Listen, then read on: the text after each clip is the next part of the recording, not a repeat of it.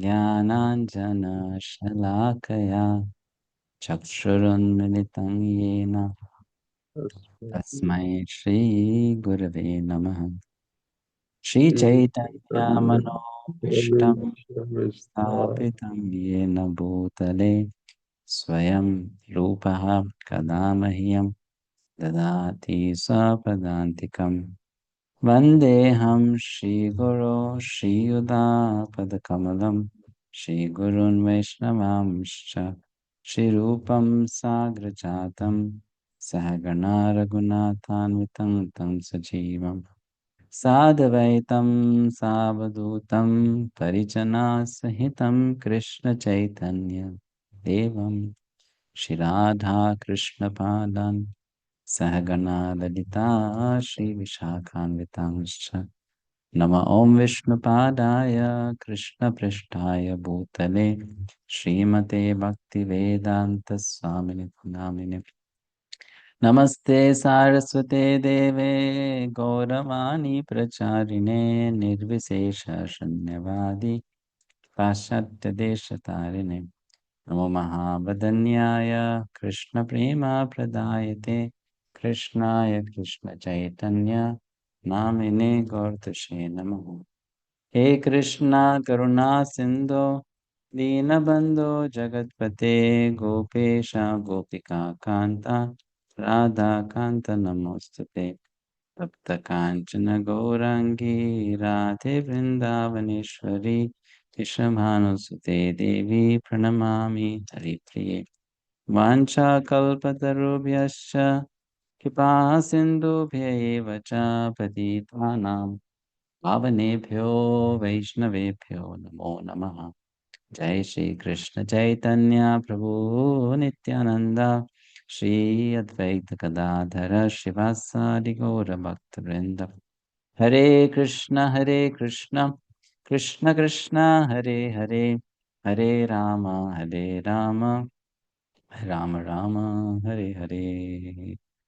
नमोस्तुते व्यास विशाल बुद्धे फुल्लारविन्दायतपत्रनेत्रे येन त्वया भारततैलपूर्णः प्रज्वलितो ज्ञानमयः प्रदीपः प्रपन्नपरिजाताय स्तोत्रवेत्रैकपाणये ज्ञानमुद्राय कृष्णाय गीतामृतदुहे नमः।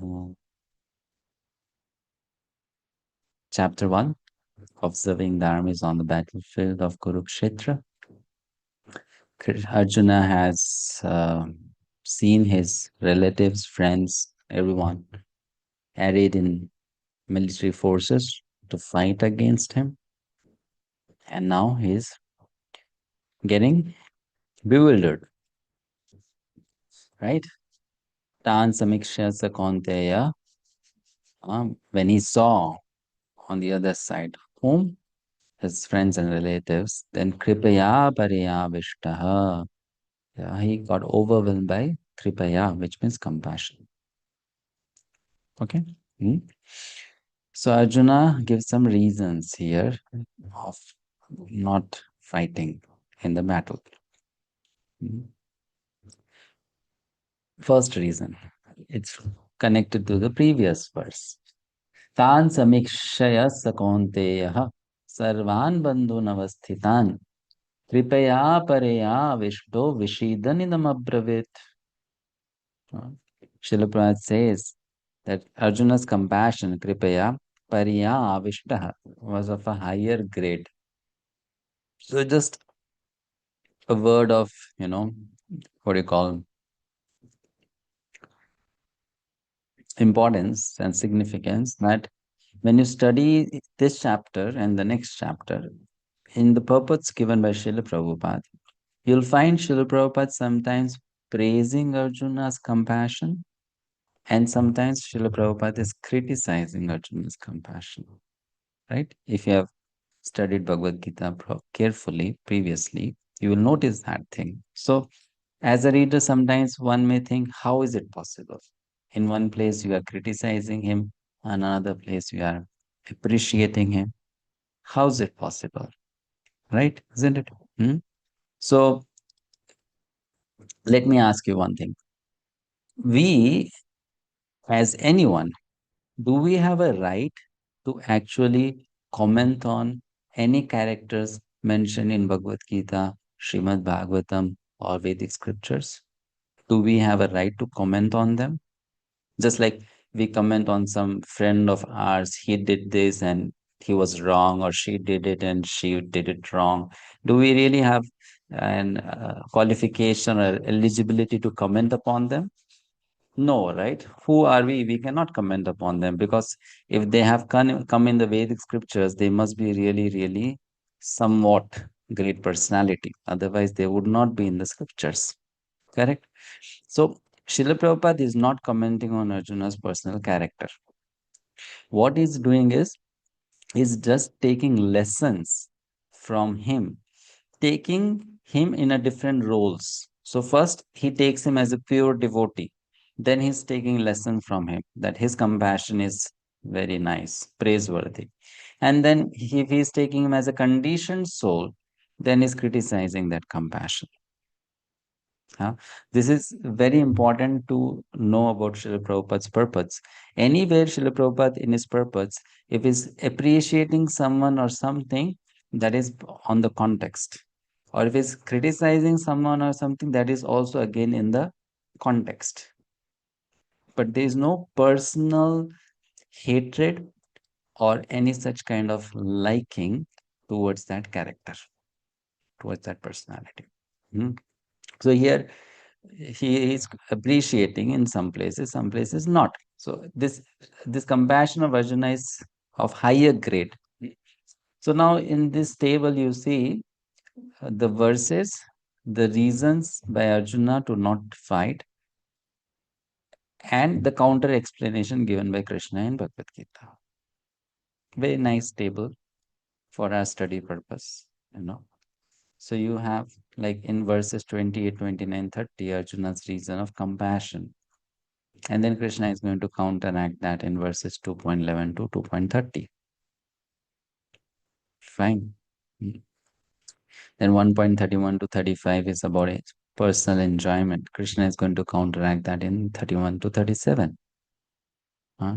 So Bhagavad Gita or any scripture is basically a very logical, uh, coherent conversation between two personalities. It's not that someone is just randomly talking on something. It's always someone asks something and then someone is giving a reply to that. Srimad Bhagavatam is also like that, isn't it? Any scripture is like that. So these are Arjuna's questions or doubts, and then these are Krishna's explanations. Everything is there. You will come to know that. So first is compassion. Right? Let's read the verse 28.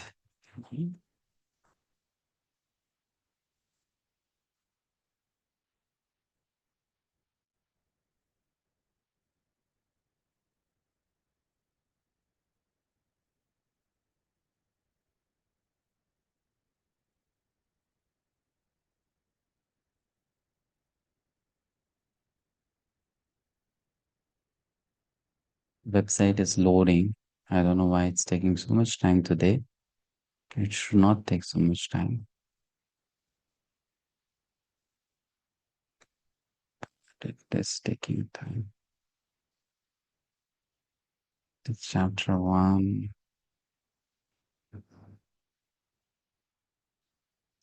Okay, verse number 28. We'll chant the Sanskrit. Arjuna Uvacha Drishtve Swajanam Krishna Yuyutsum Samupasthitam Sidanti Mama Gatrani Mukham Cha Parishushyati. Arjuna said, my dear Krishna, Drishtve means after seeing whom? Swajanam, my own relatives. Krishna, Yuyutsum, in a desire to fight. Samupasthitam, all present here before me. What is happening to me? Sidanti mama gatrani. Because of that, my bodily limbs are quivering. There's quivering in them. That means I'm really completely shaken up. Huh? And my mouth is drying up. Mukham cha parishusyati. And this was happening because Arjuna's body temperature was going up. It's like someone gets a blood pressure issue, high blood pressure issue. Something like that was happening with Arjuna. In complete anxiety, he was feeling this bodily symptoms. So mouth was drying, body was getting hot, the blood rate was increasing. Because of it, the skin was burning. All that experience he was having. Purport. Any man who has genuine devotion to the Lord has all the good qualities which are found in godly persons or in the demigods. Whereas the non devotee, however advanced he may be in material qualifications by education and culture, lacks in godly qualities. Well, the culture is something which you just copy and follow.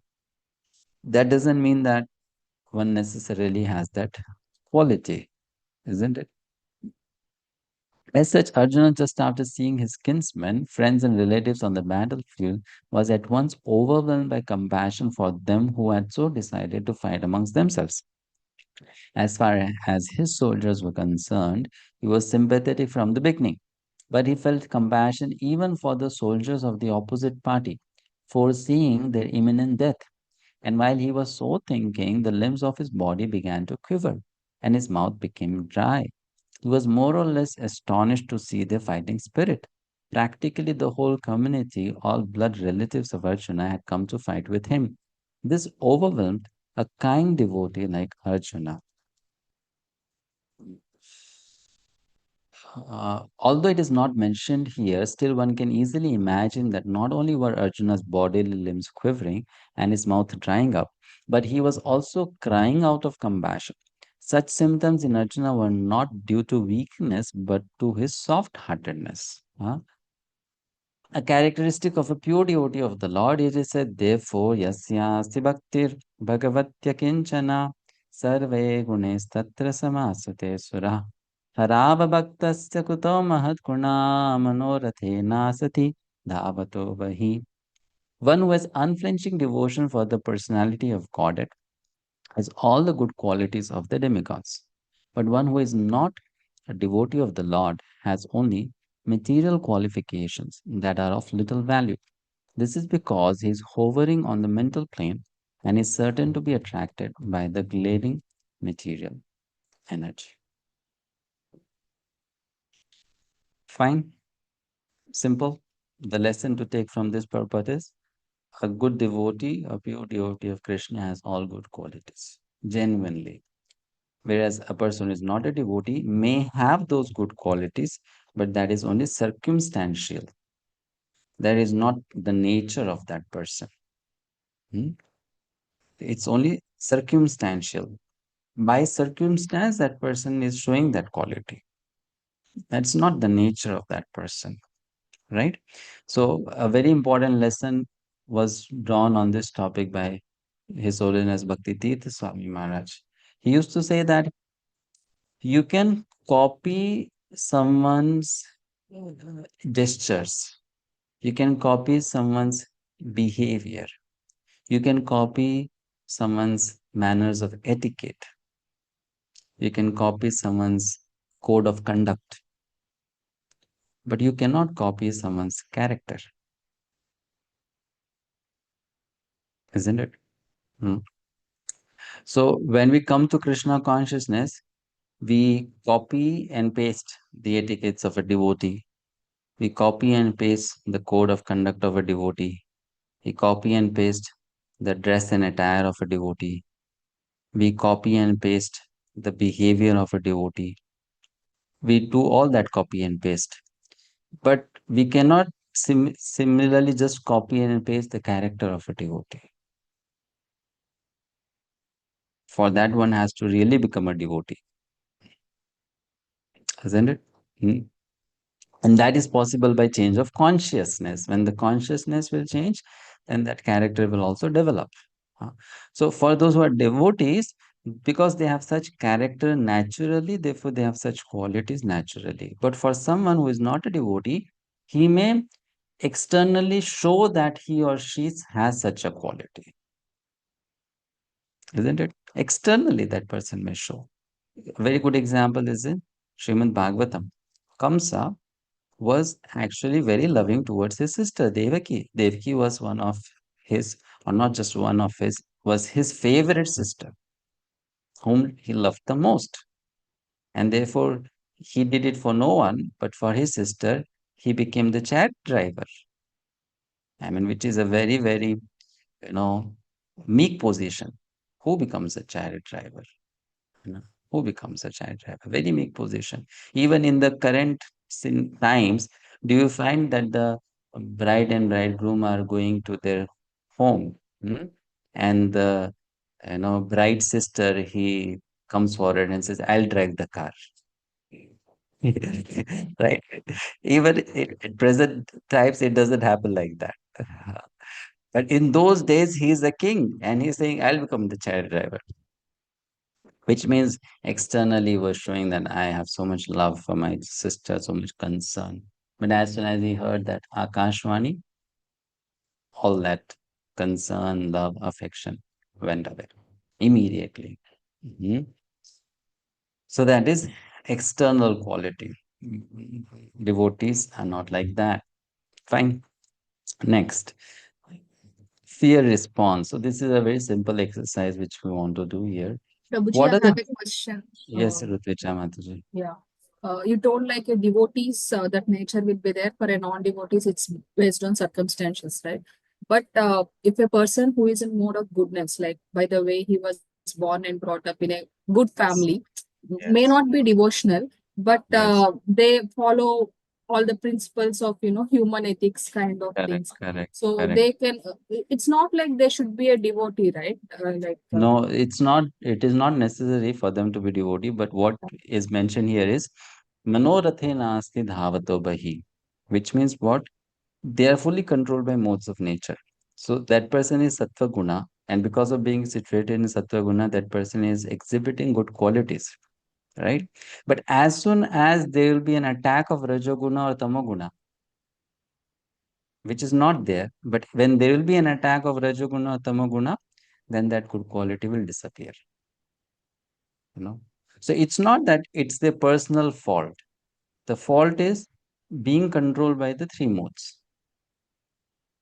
and because one is being controlled by three modes, one will be forced to behave in a manner which one may not even want to. Mm. That means then that quality will not be exhibited by that person. It doesn't mean that here we are telling that that person is a bad person. What is mentioned here is manorathe nasati dhavato bahi, which means the modes will influence that person to not always remain good.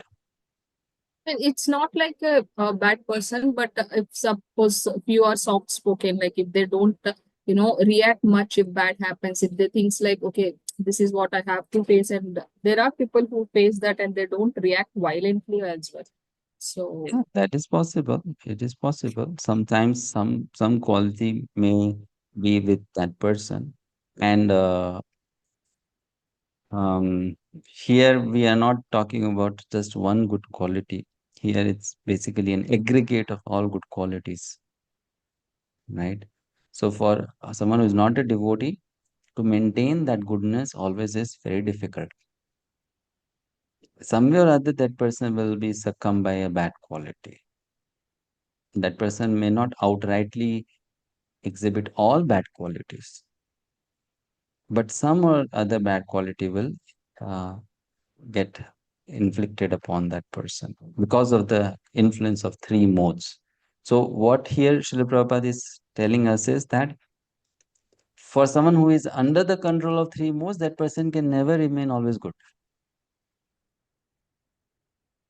because the modes will not allow that person, right?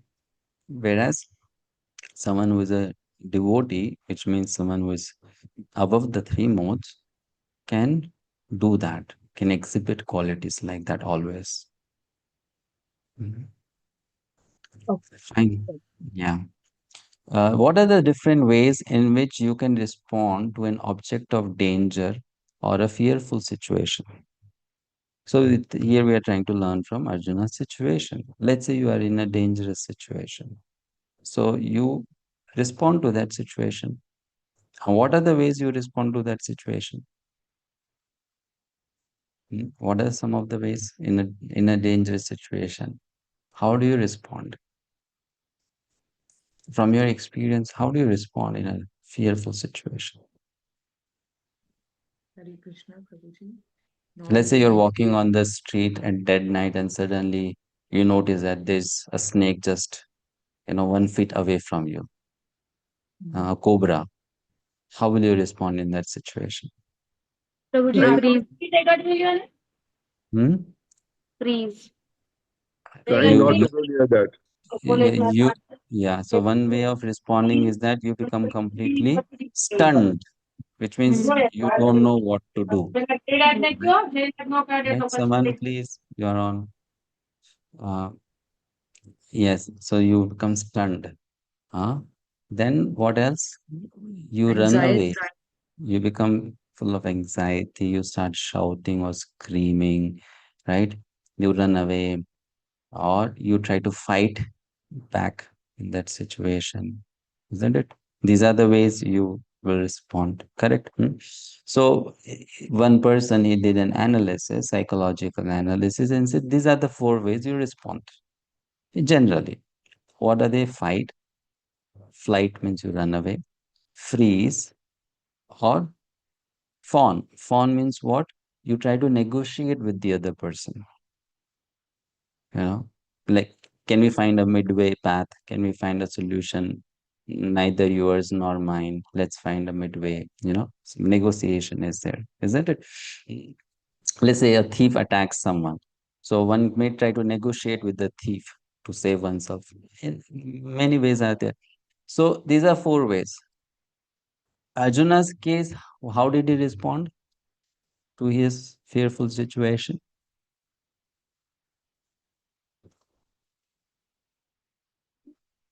Freeze. Yeah, he has become completely stunned, right? And that happens when you are too much afraid, right? This happens when you are actually afraid to the highest extreme degree. Then your intelligence completely stops working. You don't know what to do.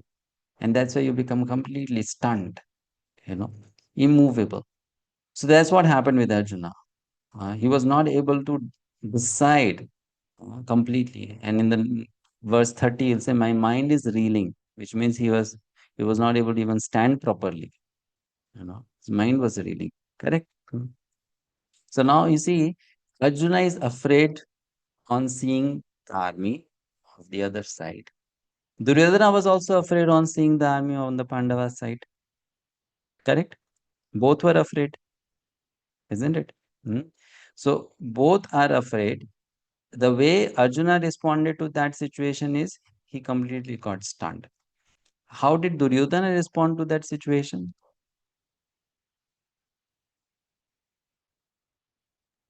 Fight. Fight. We want to fight. Correct? Arjuna's fear is born of Compassion. Compassion. Duryodhana's fear was born of Envy. Envy. Envy and fear. his his fear was born of greed, right? His fear was born of greed. Hmm?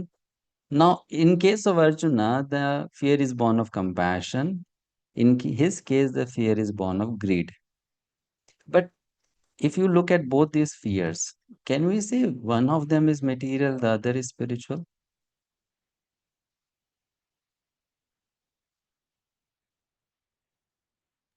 Yes. Huh?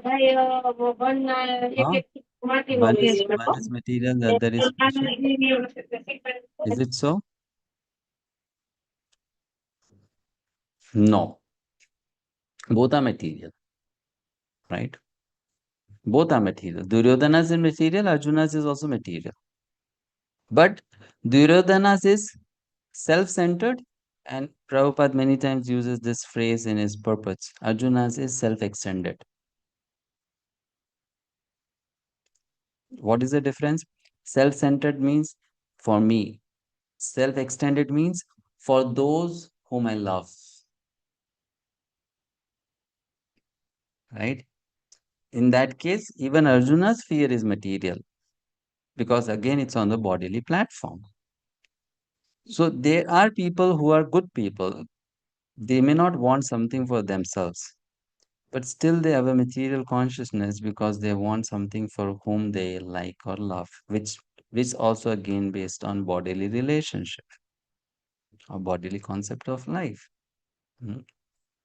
So Arjuna's compassion here, if you now see Arjuna as a conditioned soul, is not so much praiseworthy because it is again material and it is based on self-extended consciousness, right? Not me, but mine. And Duryodhana's was me alone, isn't it? Correct? So that is the point.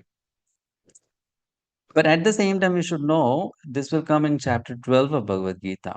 For those who are in this me consciousness, I consciousness, have less chance of taking to spiritual life than those who are in extended consciousness. Because those who have an extended consciousness, they are more selfless than someone in me consciousness or I consciousness. So in chapter 12 also Krishna says that if you cannot work for me, at least work for others, but don't just work for yourself. Right? And that makes Arjuna qualified in one sense to get the message of Krishna because he's not just thinking about himself. He has a more broader consciousness, thinking about others also, right? It's a bodily concept. Srila Prabhupada says the word swajana means it refers to bodily concept of life. Swajana, my own men. Why is this wrong? Because Prabhupada then he explains in a lecture. We'll read this. Krishna Mataji, read please the slide.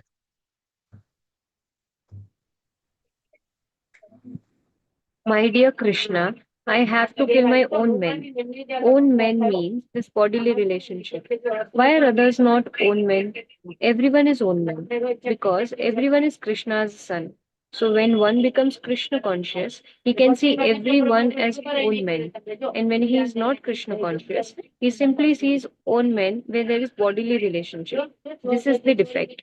This comes from Yes. lecture on Bhagavad-Gita 1.28 to 29, London 70. Mm. So what is the fault that Srila Prabhupada is pointing out? Why just these people as own men? Why not everyone as own men?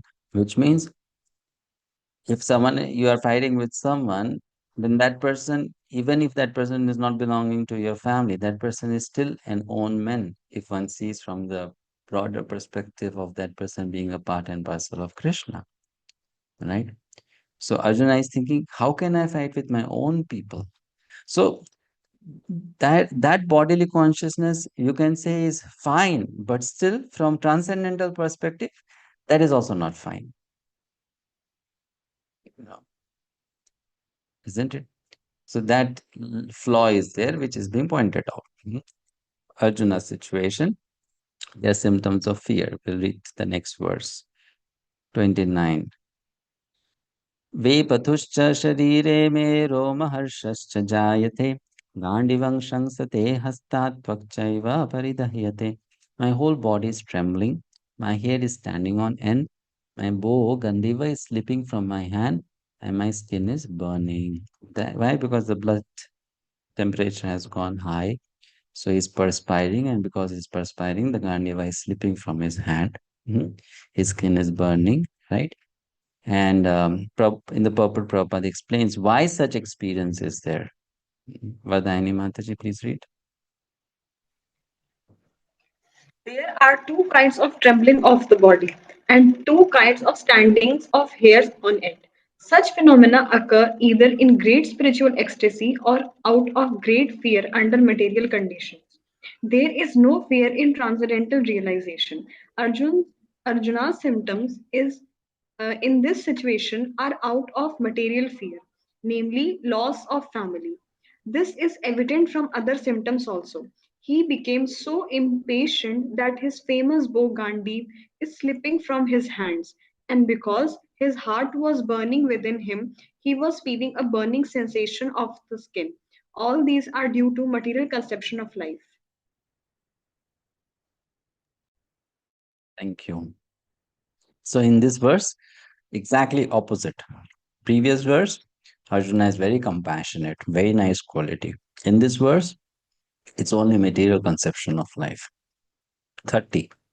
Na cha shaknomi avasthatum brahmativa cha me manaha nimittani cha pashyami viparitani keshava.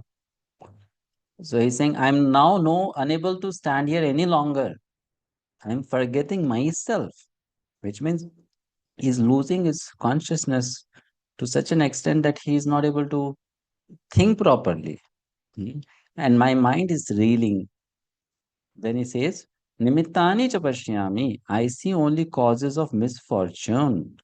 O Krishna, killer of the Keshitiman. Right? Now, this is very interesting point here again. Nimittani cha pashyami. Pashyami means to see. Okay? Nimitta means what? Nimitta, the word nimitta means what? You have heard this word before. Nimitta means cause. Okay. So in the chapter 11, Krishna will tell Arjuna, Nimitta matram bhavasavya sachin. You just become an instrument in my hand. Nimitta, cause. So nimitta means cause or sign of what is going to happen in future. Just like if it's supposed to rain, then what is the nimitta that you will see? Black clouds. Clouds. Clouds is the nimitta for rain, isn't it? So when you see the clouds, the inference is rain is going to come. Similarly, here Arjuna is saying, I'm seeing nimitta means I'm seeing cause of what? Viparitani. I'm seeing cause of something opposite to what I expect in life. Which means I desire something, but I am forcing something opposite to that. So when you plan to do something and before you start putting your efforts, if you suddenly get signs that you will not be successful, what will you do?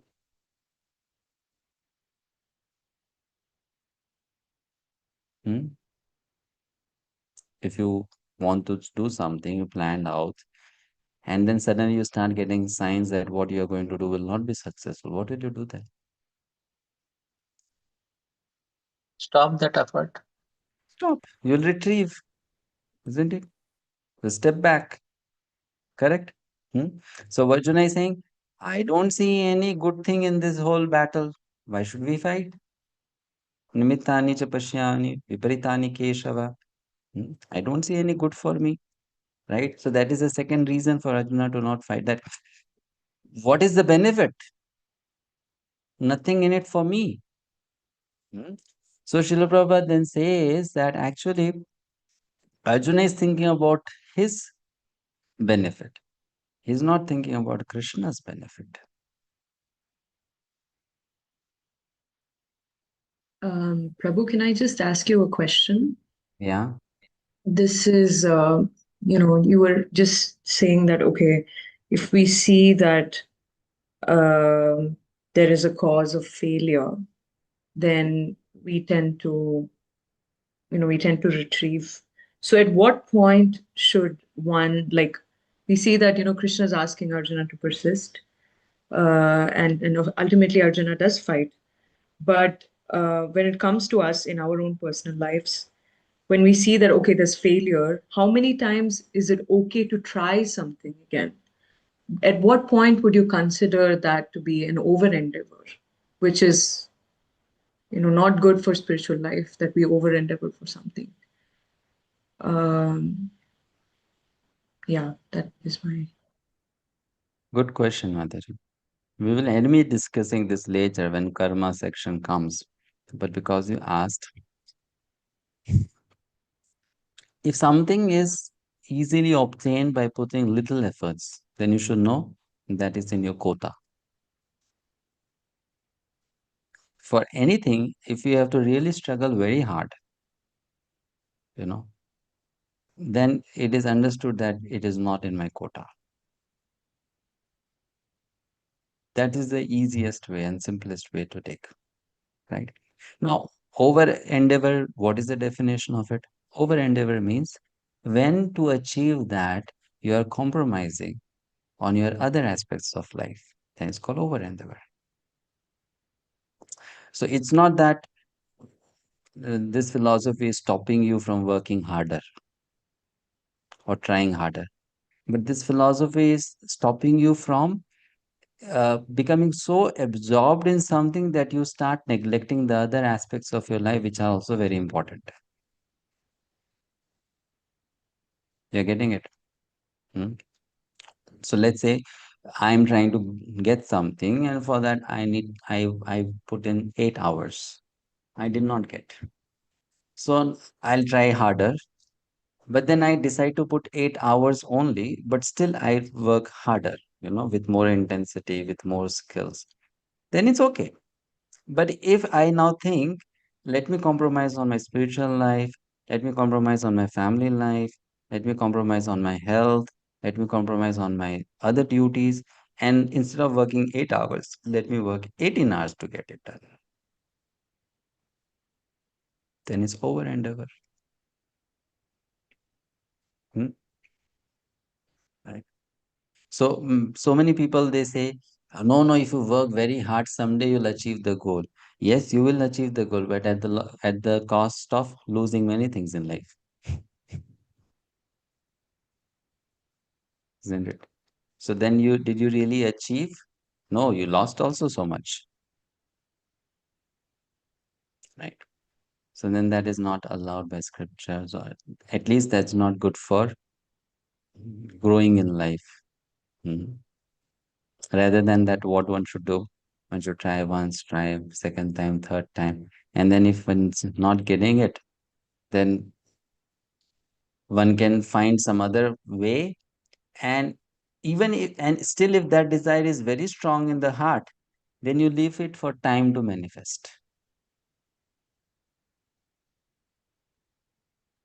You leave it for time to manifest. And if it is going to be there in your life, it will come by time. No worries. Okay. So uh, here I see opposite results. Nimittani cha pashyami viparitani. And therefore Arjuna says, better not fight. So lesson is there are different levels of spirituality. At a lower level of spirituality, one is more interested in personal material gratification than giving pleasure to Krishna or God, right? And at higher levels of Krishna consciousness, one becomes very much interested in making Krishna happy, correct? So here when Arjuna is talking about, I'll not be happy by fighting, is not a very strong and very high level of reason to not fight. It's a very small, petty reason. Hmm. I'll not be happy. It's like just like sometimes you tell a small child, do this. I don't like to do it, but it's good for you. No, no, I don't like to do it.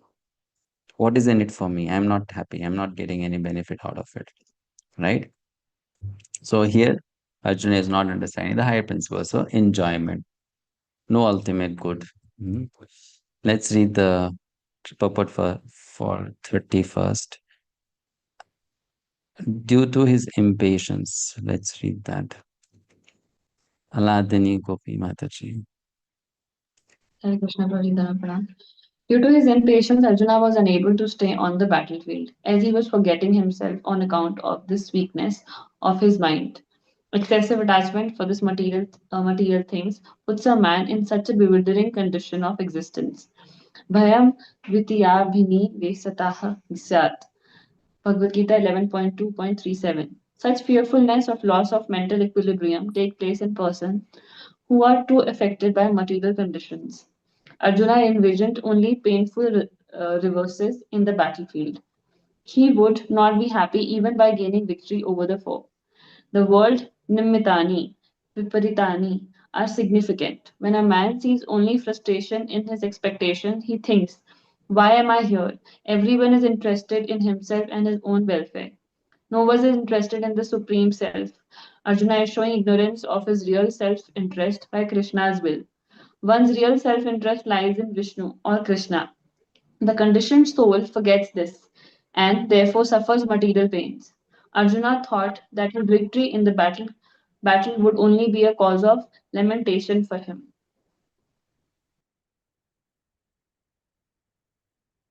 Yes. So Shilpad is saying, why am I here? Everyone is interested in himself and his own welfare. No one is interested in the supreme self.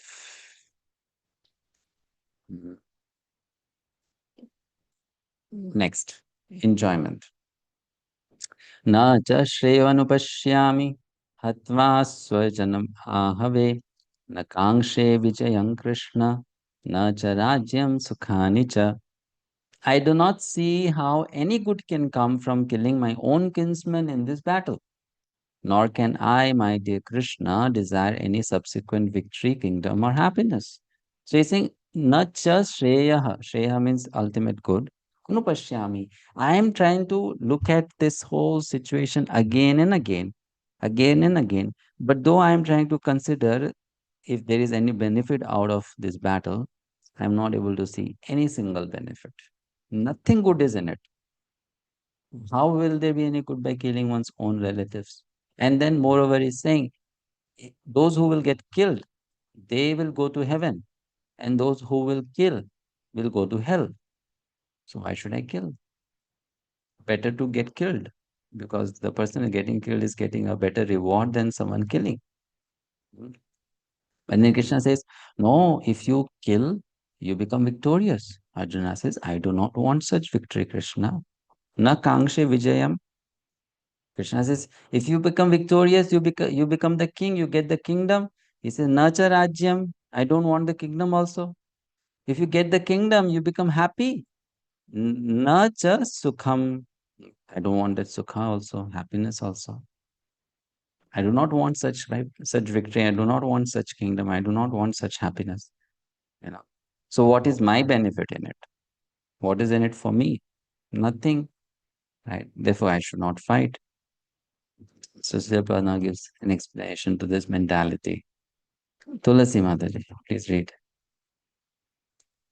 Hare Krishna Prabhu Pranam. Purport: without knowing that one's self-interest is in Vishnu or Krishna, conditioned souls are attracted by bodily relationships, hoping to be happy in such situations. In such a blind conception of life, they forget even the causes of material happiness. Arjuna appears to have even forgotten the moral codes for a Kshatriya.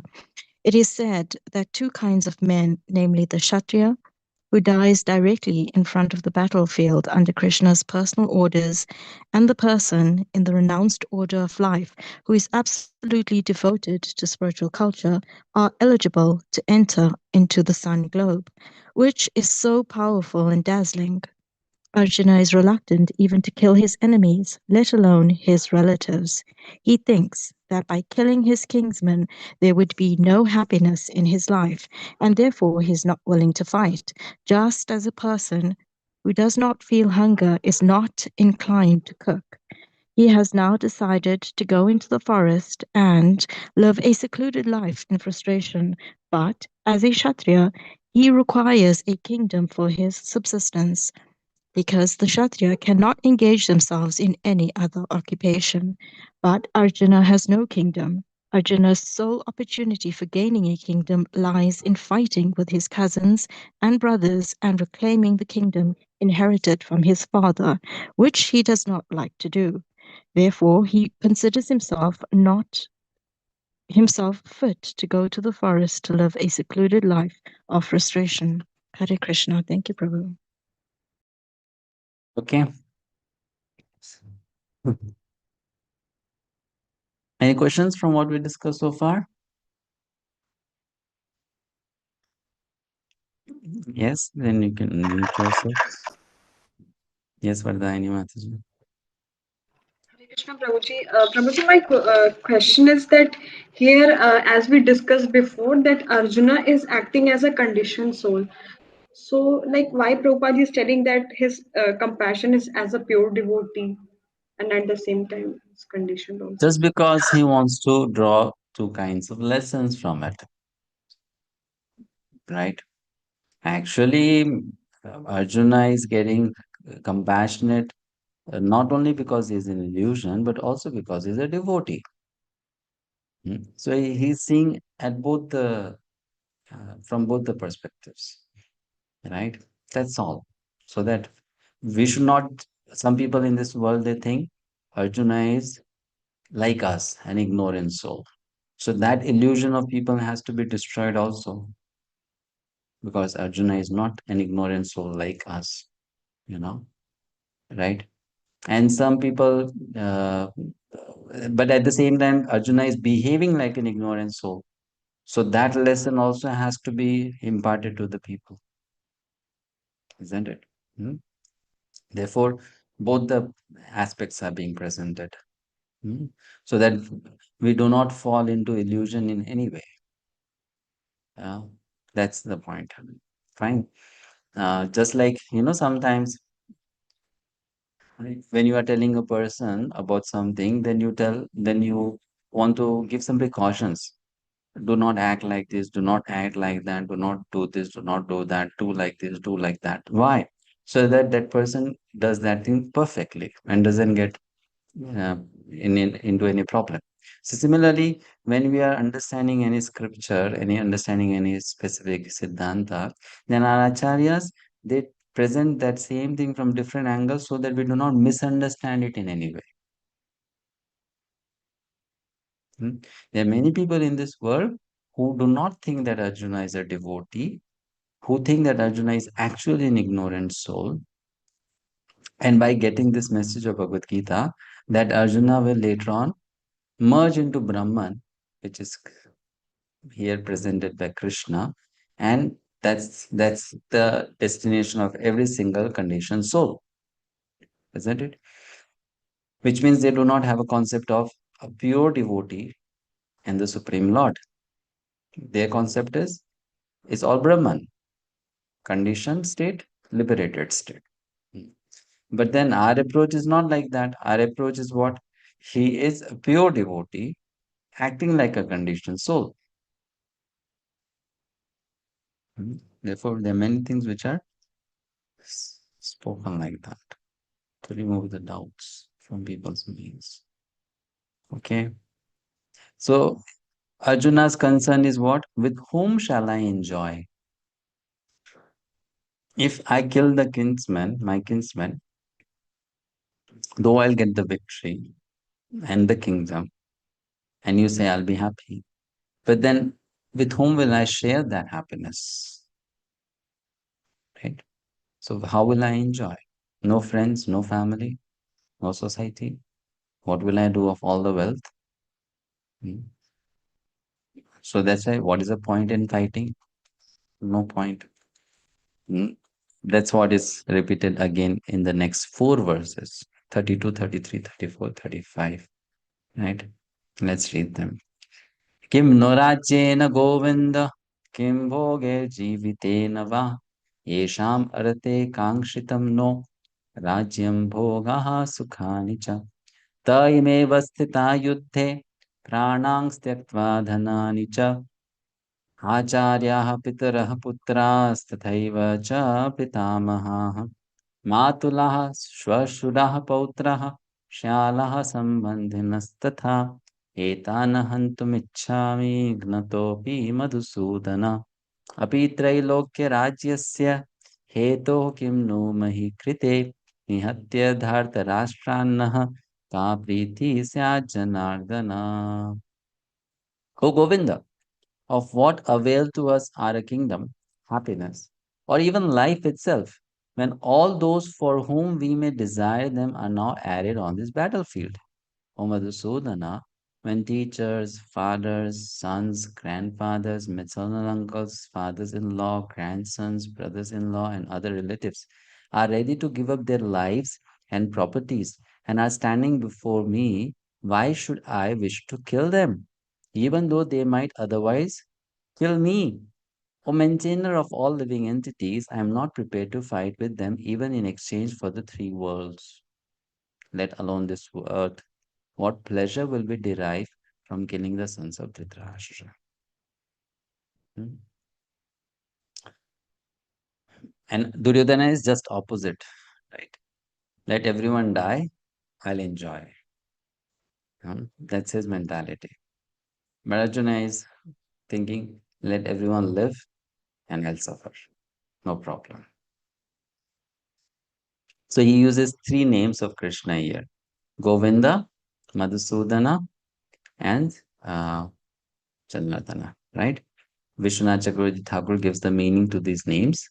And then he says Arjuna has a specific message to give to Krishna. Govinda means what?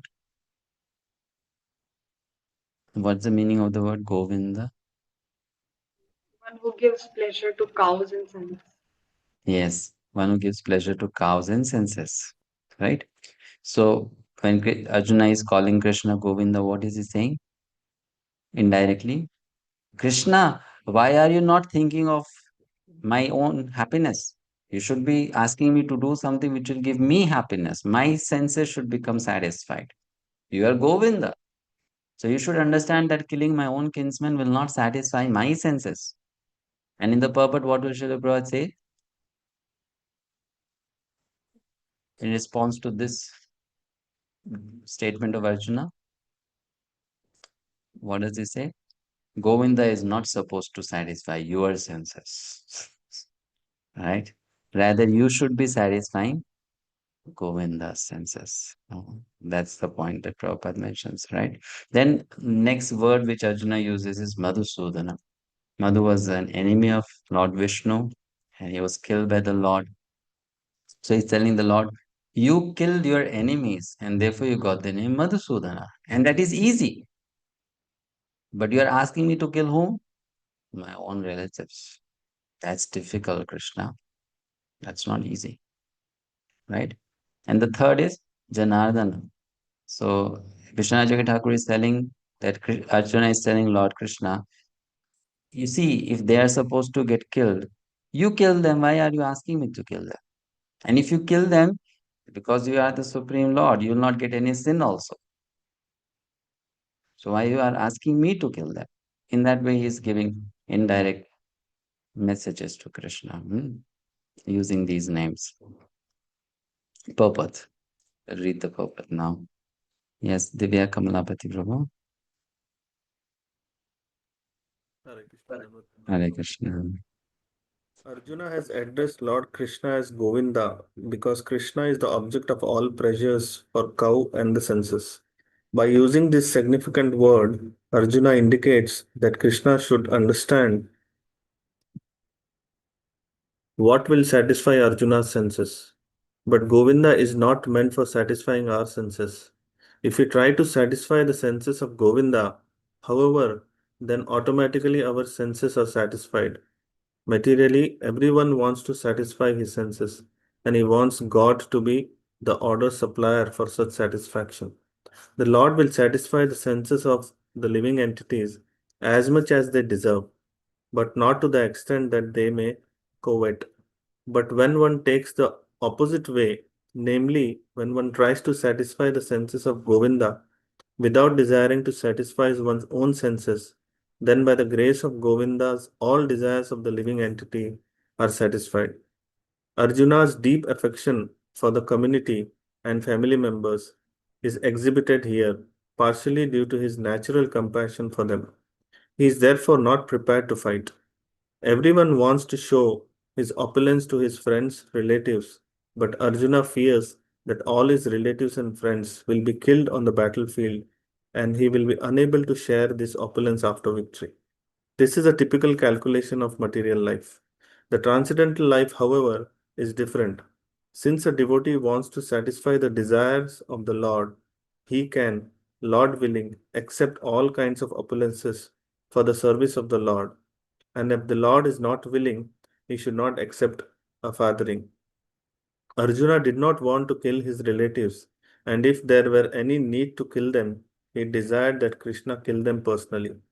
At this point, he did not know that Krishna had already killed them before their coming into the battlefield, and that he was only become an instrument for Krishna.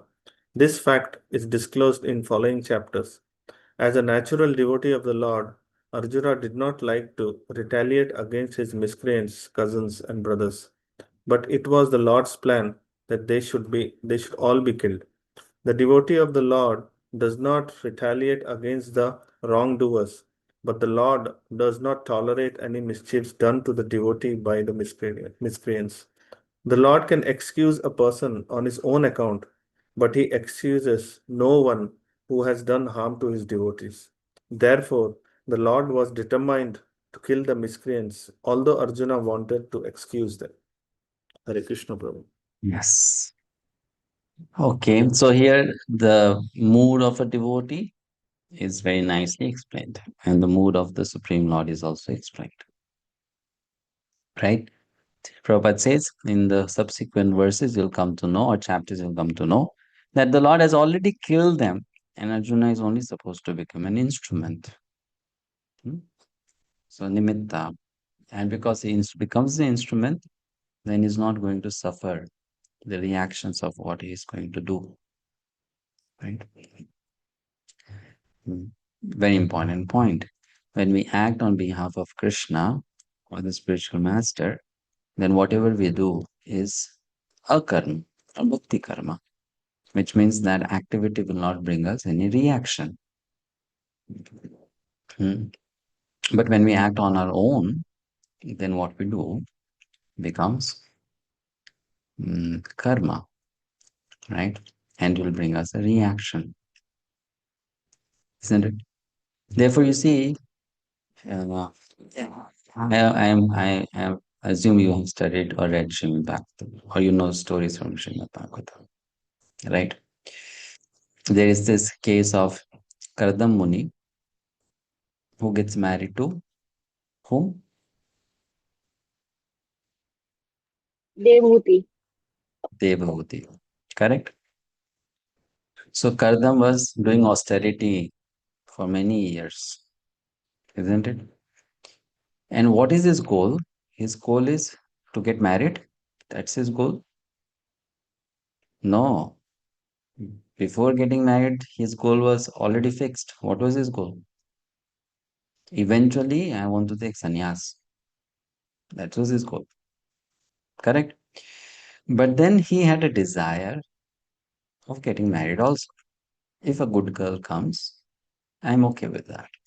But eventually, I want to take sannyas. Fine. So now what is that? If the goal is to take sannyas and then he also has a desire of getting married, will you not call that as a material desire? Yes, that's a material desire.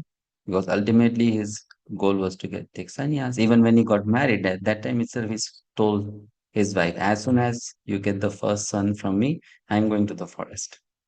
I'm taking sannyas. So he was pretty clear. But still he had a desire. Correct? And because he was having that desire, when he was doing his tapasya, it was in his mind, it was going on in his mind. The Lord is aware of everyone's desires. So the Lord also knew that he has this desire as well, wasn't it? So the Lord then made the arrangement. What is the arrangement he did? He told Swayambhuv Manu, inspired Swayambhuv Manu, that you go, you have a daughter, very beautiful, Devhuti, you take her and you hand her over to Kratam Muni. Isn't it correct? So you see, in that episode, what is the lesson here? The lesson here is that is the Lord telling Kardamuni, no, no, you have this material desire, you can't fulfill this material desire because you have to take sannyas, just forget that desire. No. Lord is not doing that. Correct? At the same time, the Lord is making the arrangement also. Now, in that case, the Lord has made the arrangement. Now, if there is another case where I have a desire And instead of depending on Krishna to fulfill that desire, I make my own arrangements. In both the cases, the desires will get fulfilled. In one case, when I make my arrangements, my desires will get fulfilled. In another case, Krishna makes the arrangement, my desire will again get fulfilled. Correct? But in the second case, there is protection from Krishna.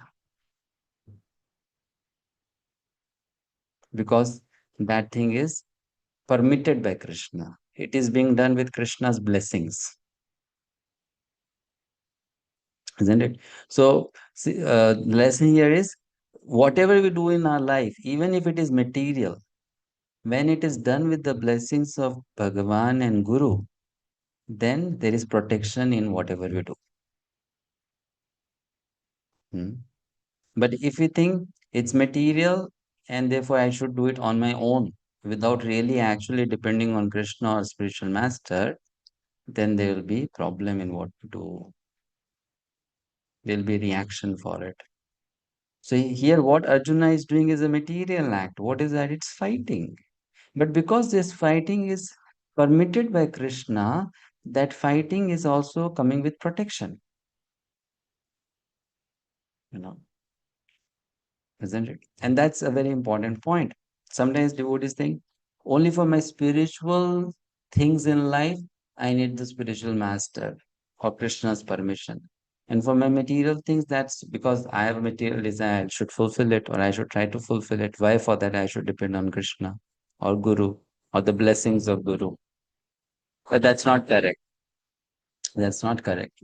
We have to, for that, also depend on their blessings. So that while we fulfill those desires of ours, we don't get completely entangled by our desires. You know. So here Arjuna is safe if he fights. Why? Because it is as per Krishna's desire and it is permitted by Krishna. That's very important. Material desires also, when permitted by the Lord, it's okay. It's not that it's completely safe, but it is okay. But when it is not permitted by Krishna, then I'm in a very dangerous position, right? So here, Nimitta, Arjuna should know Krishna has already decided they will die. He just has to become the instrument. Yes, any question? Prabhu, I have a question. Hmm. And you were talking about even how, our material desires need to be sanctioned by Krishna and the Guru and so on.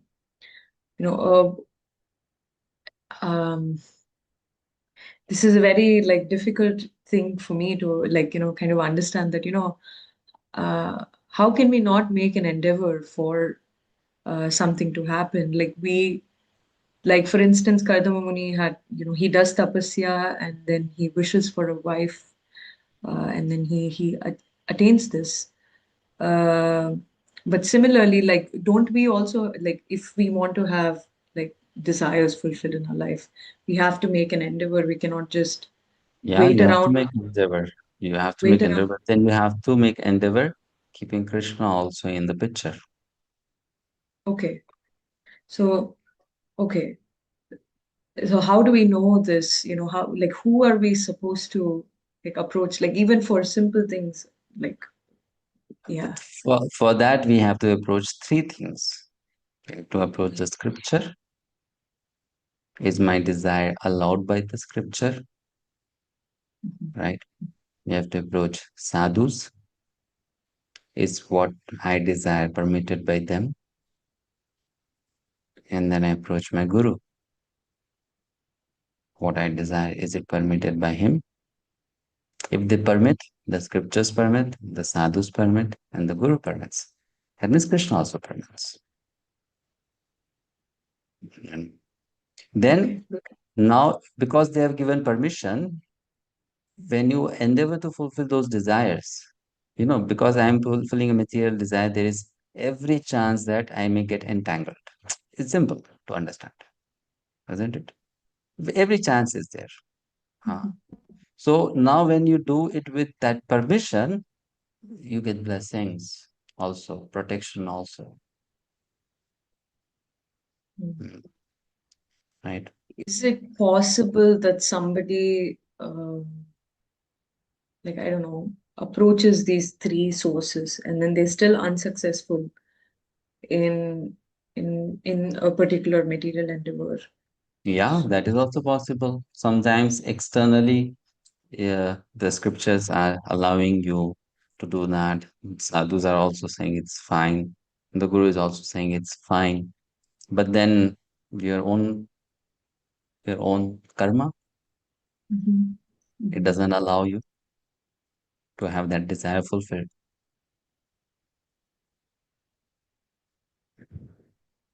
Yeah, it's a completely 360-degree, I don't know, change Yeah. in Like perspective. for example, let's say there are married couples. They are designing for a child, for a baby. Is it wrong as per the scripture? No.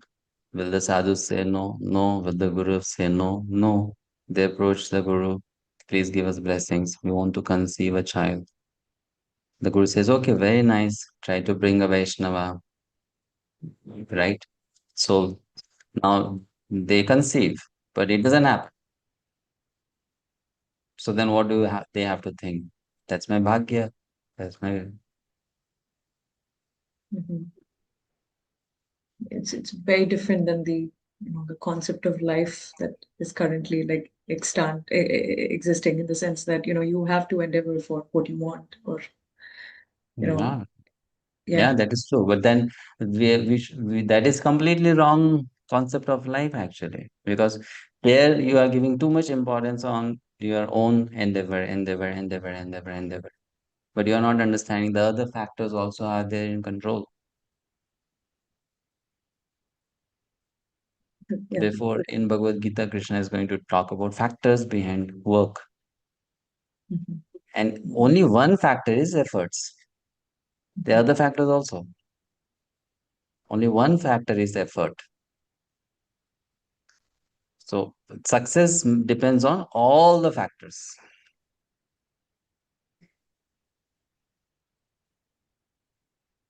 Mm. Ultimately, Prabhuji, it is Bhagya only. It's not bhagya. Yeah, you can say it is ultimately bhagya. But then the behind the bhagya there is Supreme Lord's desire. So ultimately it is Krishna icha, Krishna's desire. Mhm. Hmm. Because bhagya is made by your own karma. Krishna icha is beyond that. What is bhagya? Bhagya means I did something in the past. So that is my account now, and then that account is called bhagya. Fortune. Correct? But Krishna Icha is beyond Bhagya. Krishna may sometimes also give you something which is outside your Bhagya. He may do that sometimes. That is also possible. But then that's not always true. He will not always do it. Mm. Mhm. Prabhuji, Hare Krishna. Prabhuji, all of our spiritual masters, they put in a lot of efforts, they do a lot of tapasya. Srila Prabhupada did a lot of tapasya. Our Goswamis did a lot of tapasya, sometimes at the count of their own health. So they did endeavor, right? For what? I'm talking about spiritual. Yeah. So that is for spiritual sake. Hmm. That's okay. For spiritual sake, you can put any amount of endeavor. That's fine. First thing.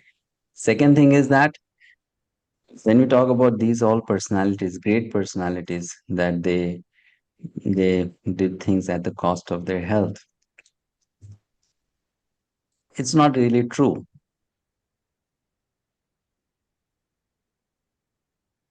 Because they don't really have to be conscious or careful about their health. Krishna is taking care of their health.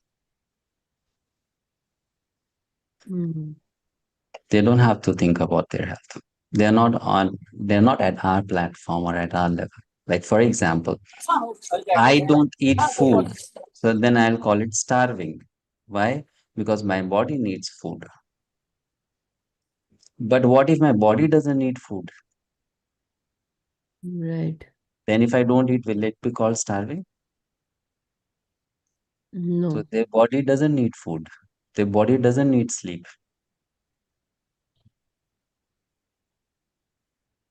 Understood. It's not that their body needs sleep and they don't sleep. No, their body doesn't need sleep. Why? Because their body is different from our body. Similarly, their body doesn't need food. Why? Because their body is different from our body. They have spiritual body. So their food comes from chanting Hare Krishna. Right?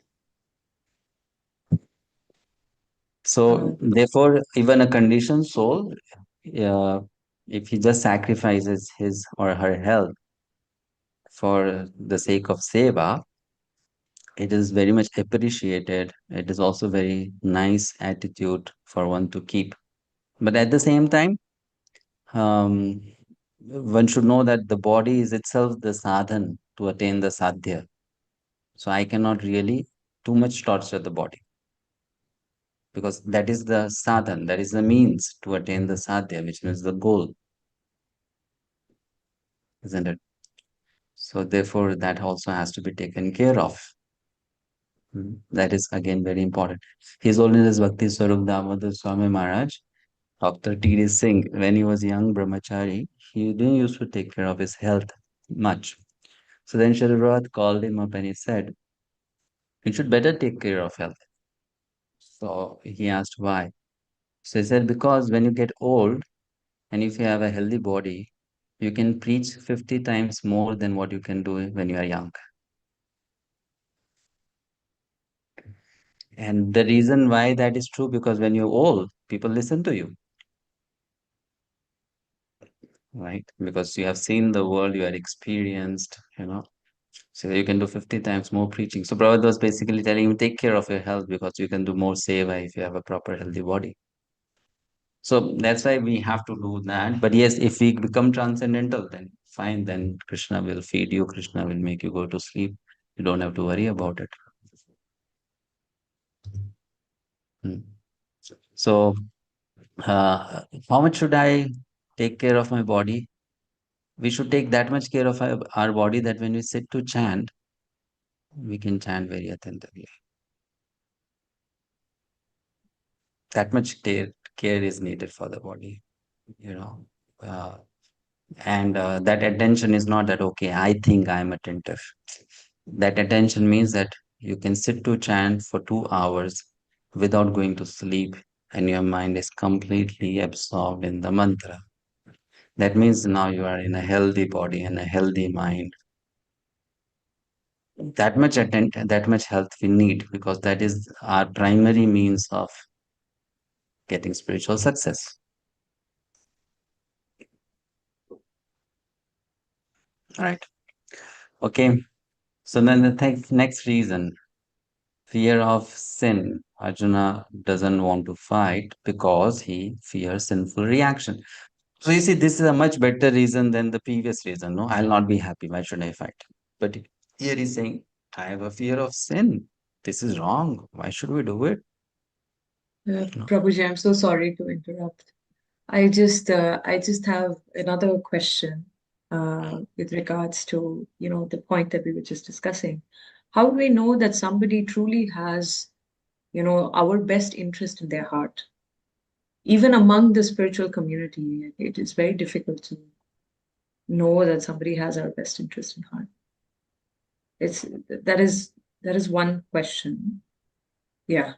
In the case that we have to, let's say, consult somebody for certain things. And wouldn't it be, I don't know, a bit childish to just go to somebody constantly and just keep asking me, oh, is this okay to do? Oh, is this okay to do? At what point does common sense kick in? Like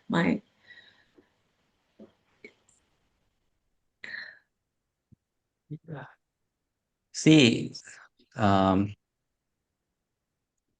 you have two questions. One is, how should we trust someone so much that that person has our interest in his or her mind? And second is, can we just keep on constantly asking someone for even small things? Isn't it correct? For the second question, I'll give the answer first. There is a certain age where you have this need for every small thing. I need someone to ask. Okay, there is a certain age.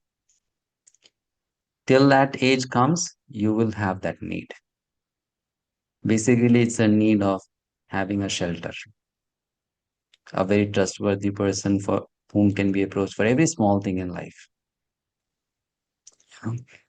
And after you come to that age, then because many things are sorted in your life, now it's only the basic routine that you have to follow every day. Everything is sorted. Your life partner is sorted, your house is sorted, your job is sorted, your this is sorted, that is sorted. Now major things about the life are sorted. Now what is the next problem? The next problem is whatever is done, you just manage it nicely. Right? Then you are not so much worried about those things now, because everything is almost sorted. Now it's just the basic routine that I need to follow. Then you don't need to really keep on asking someone, what should I do? What should I do? What should I do? What should I do? So till that time when everything is not sorted, you will have this need, and that's not wrong.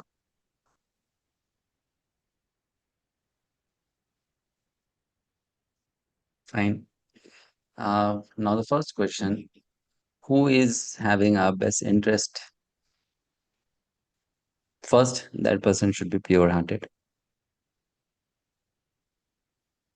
which means that person should not have personal material agendas in any relationship with you, right? And even if that person is pure-hearted, there should be some divine connection between you and that person. Then you'll feel that pure, selfless care and compassion coming to you from that person. Prabhuji, can you repeat the points? First, that person should be pure-hearted. Mm-hmm. Second, there should be some divine connection between you and that person. Prabhuji, how do we understand if the person is pure-hearted? By looking at that person's life. Because someone is not pure just for you. That person is pure for everyone. Right? So by looking at that person's life, by looking at that person's character, that you'll come to know that person is pure or not. So it's not that that person is just pure for me. That person is pure for everyone. So this is qualities of that person. Now, how do I come across such a person? You pray to Krishna.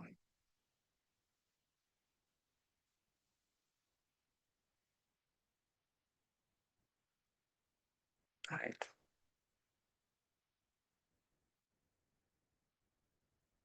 Okay. Next topic. So fear of sin.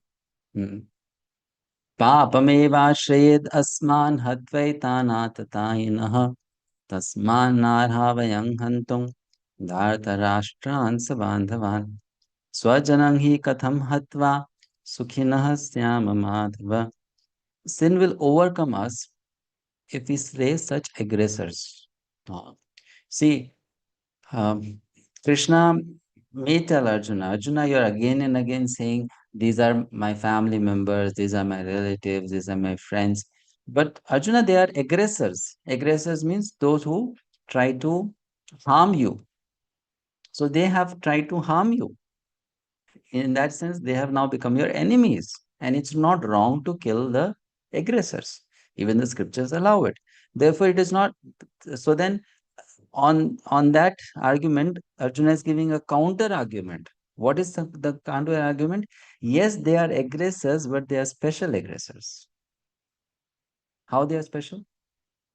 Because they are our family members. So they are special, isn't it? So if they were just aggressors, we could kill them. But because they are our family members, how can we kill them? Therefore, it is not proper for us to kill the sons of Dhritarashtra and our friends. What should we gain, O Krishna, husband of the goddess of fortune, and how could we be happy by killing our own kinsmen? So there are different types of shastras or scriptures. Artha Shastra. Examples of Artha Shastra are Niti Shastra, like Chanakya Niti, Vidur Niti. These are all Artha Shastra. They talk about economics, politics, sociology. Basically, how you can defeat your enemy, how you can prosper more than others, right? It's about gaining material wealth and prosperity. Then above the Artha Shastra is Kama Shastra. Kama Shastra means you have some material desire, how you should fulfill that material desire.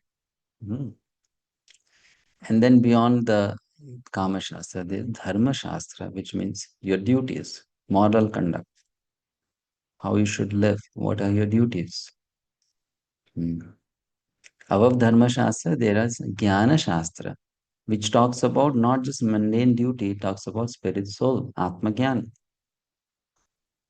And then above the Jnana Shastra, there is Bhakti Shastra, which talks about devotion to the Supreme Lord. So you should kill your aggressor. Which Shastra will speak like that?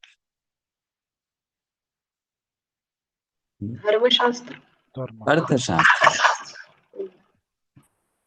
Defeat your enemies. Right? Okay. And you should not kill your family members. Which scripture will say like that?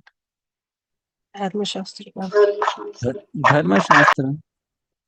So Krishna is saying they are aggressors. Arjuna is saying, but they are family members. So I cannot kill them. Right? But then Krishna says, but they are ready to kill you. Are you not their family member? You are also their relative, no? They are ready to kill you. You are not an aggressor, but they are ready to kill you. You are a family member. They are ready to kill you. So Krishna is saying tit for tat, basically. So then Arjuna says, but Krishna, we are not like them.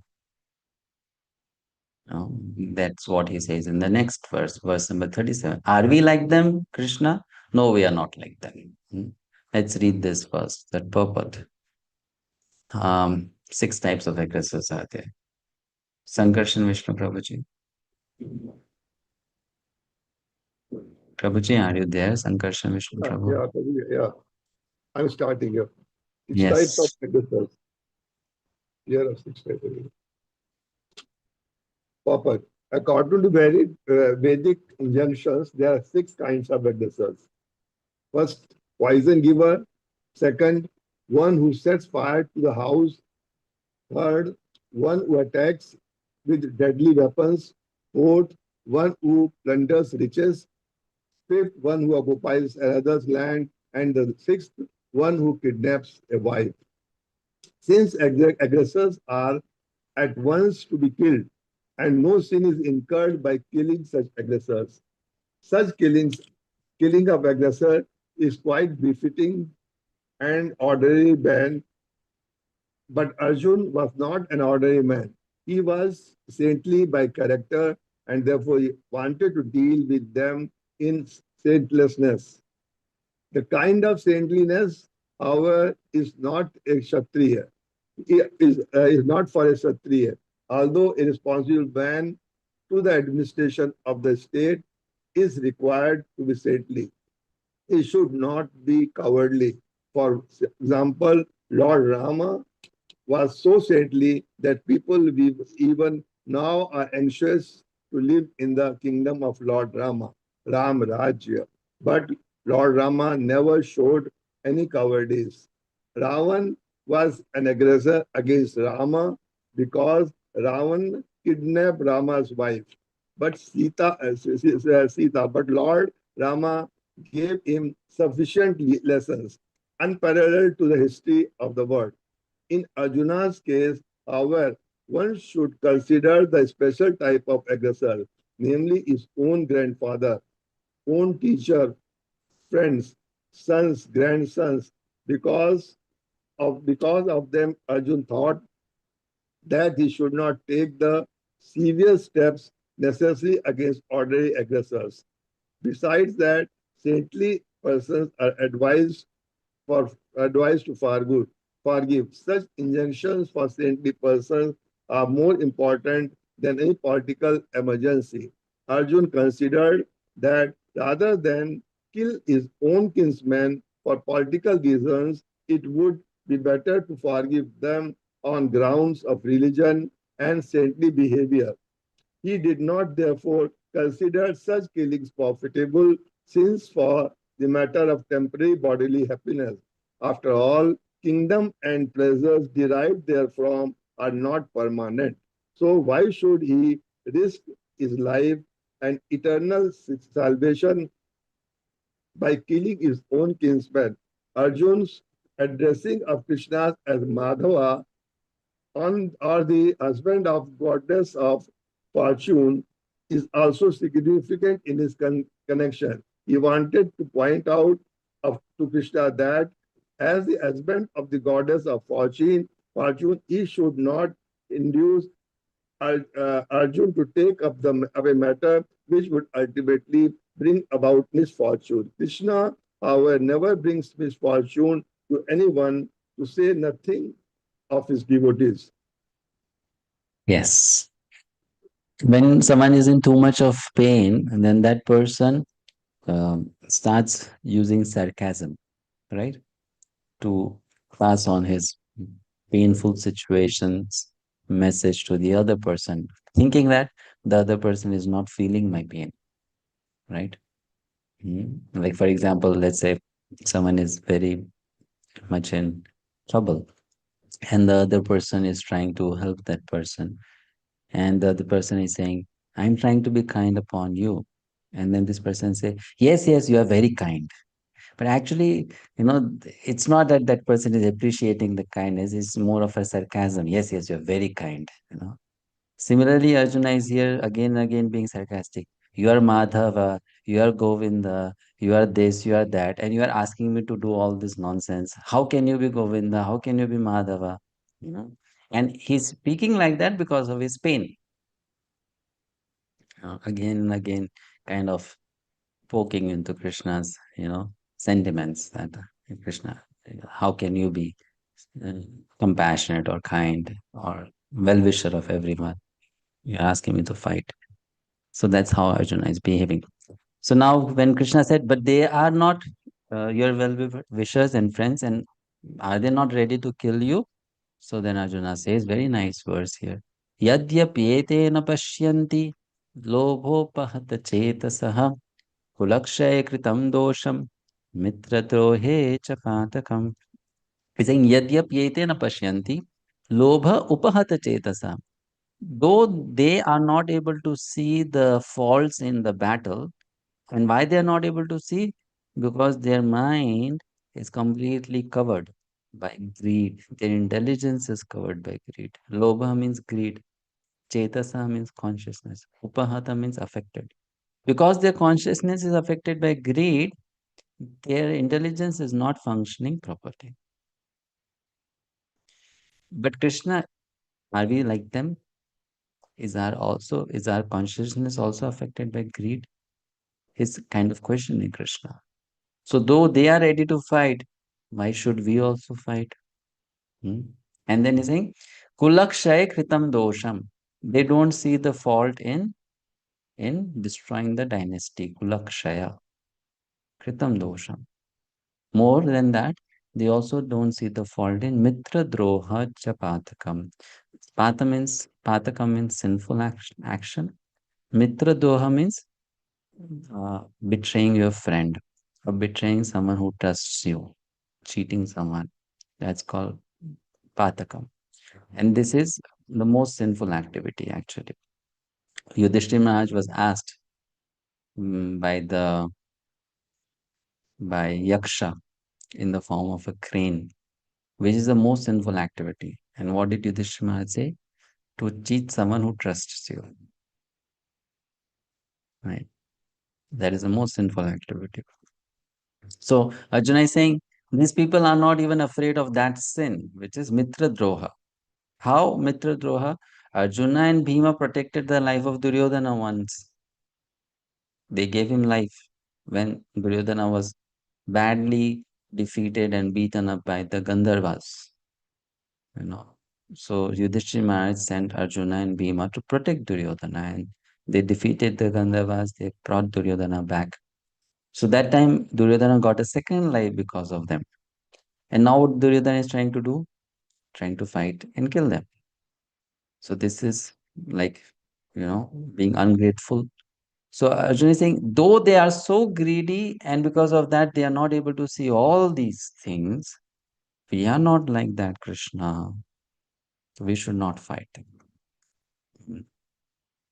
Very important point. Yadyapyetena pashyanti lobopahata chetasah kulakshay kritam dosham mitradrohe cha patakam katham na geyam asmabhi papad asma nivartitum kulakshay kritam dosham prapashyadbhi janardana.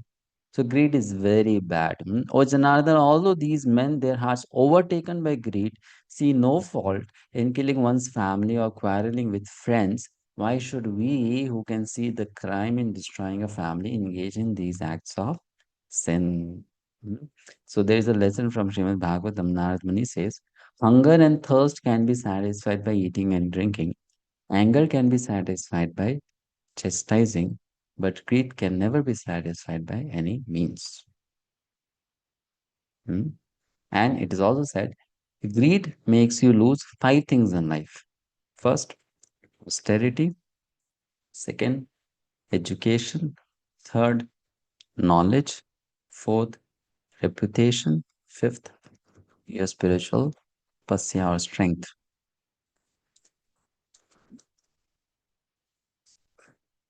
So one should be very careful of greed. And Arjuna is saying these people are not. But Krishna, why should we behave like them? We should not.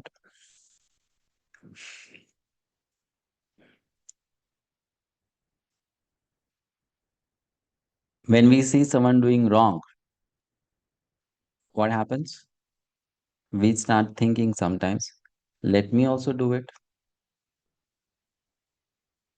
And Arjuna is pointing out here that we should not have that mentality. Let them do it. Why should I do it? But generally, we become forced sometimes. Everyone is doing it wrong, so I should also do it. Right. Prabhupada in the purport writes something very interesting, important to discuss. Let's read the purport. Shri Hari Kirtan, Prabhu. Hare Krishna. A Kshatriya is not supposed to refuse to battle or gamble when he is so invited by some rival party. Under such an obligation, Arjuna could not refuse to fight because he had been challenged by the party of Duryodhana. In this connection, Arjuna considered that the other party might be blind to the effects of such a challenge. Arjuna, however, could see the evil consequences and could not accept the challenge. Obligation is actually binding when the effect is good, but when the effect is otherwise, then no one can be bound. Considering all these pros and cons, Arjuna decided not to fight. Thank you. Yeah. Now, there is a line here. Obligation is actually binding when the effect is good. But when the effect is otherwise, then no one can be bound. What do you understand by this line?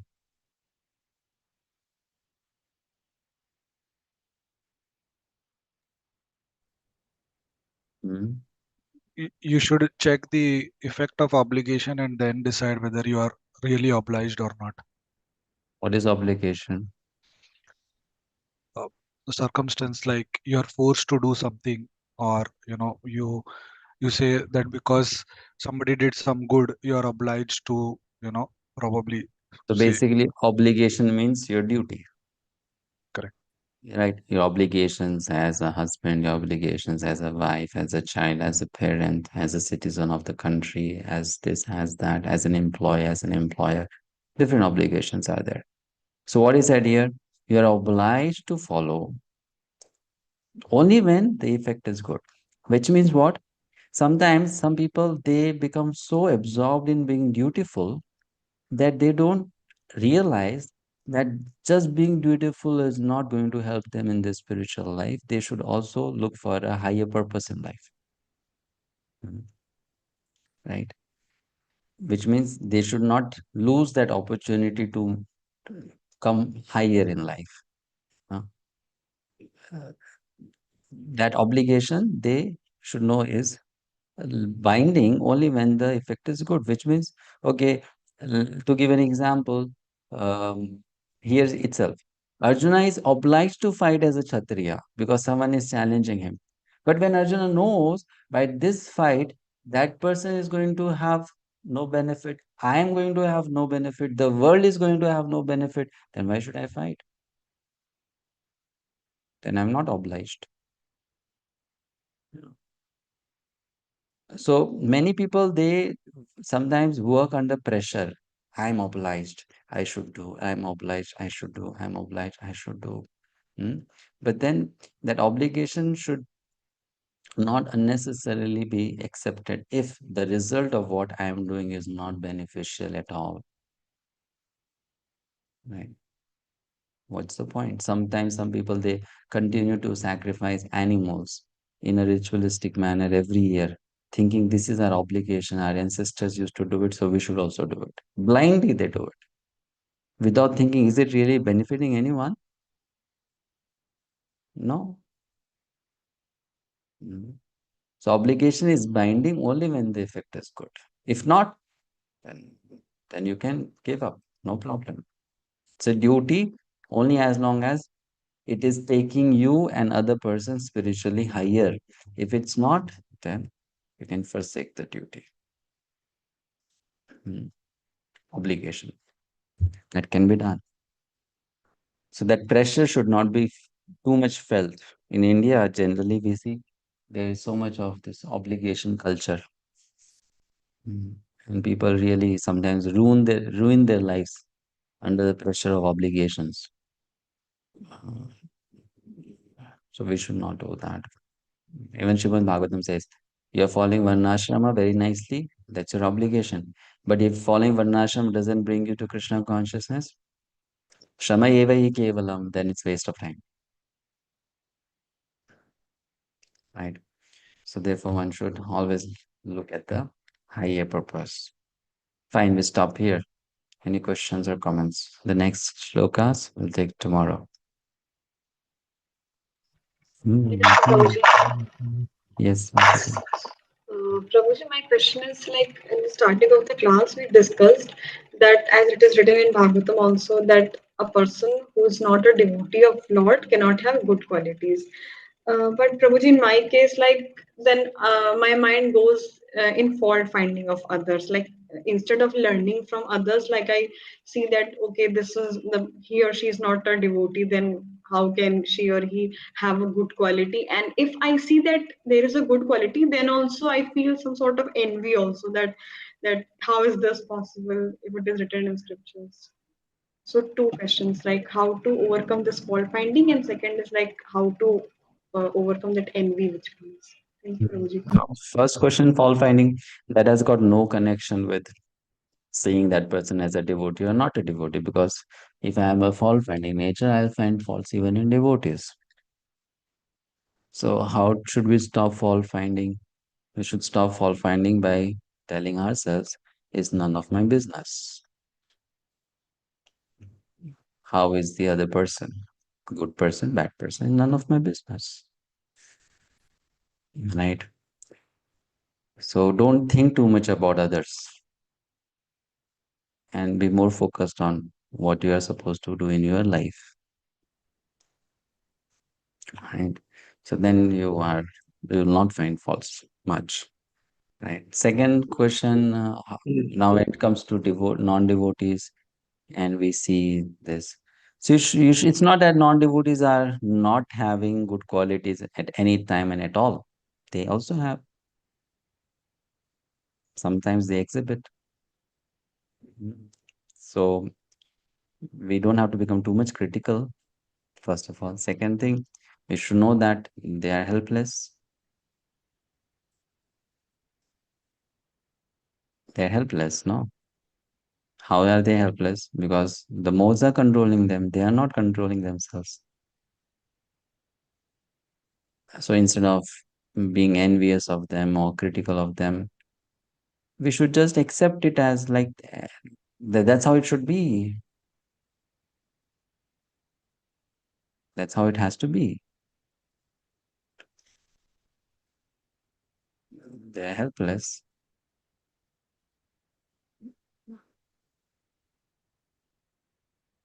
Prabhuji, there is a question. Yes, Prabhuji, I'll come to you. Yes, Prabhu, what's your question? Prabhuji, in the last shloka, it was concluded that misfortune never comes by, never by Krishna. Okay. Then the thing is the results of karma. And how to correlate misfortune in both the things. What is mentioned here is, if let's say, what is Arjuna telling Krishna? That Krishna, please don't tell me something to do which is going to bring me misfortune. So Prabhupada is saying, why will Krishna, who is supremely kind and compassionate, ask you to do something that will bring you misfortune? Can Krishna anytime tell you to do something which will bring you misfortune? Whatever Krishna will tell you to do, that is going to be your highest good fortune. Isn't it? Right? Means personally, Krishna will never desire your bad, or Krishna will never tell you to do something which will cause you bad. Fine. If it is your personal, if it's a personal one-to-one counseling session with Krishna, Krishna is never going to tell you to something which is bad for you. Okay.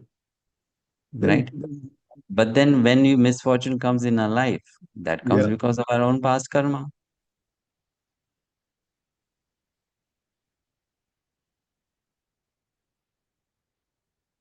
That comes only because of our past karma. Krishna only sanctions it as a judge.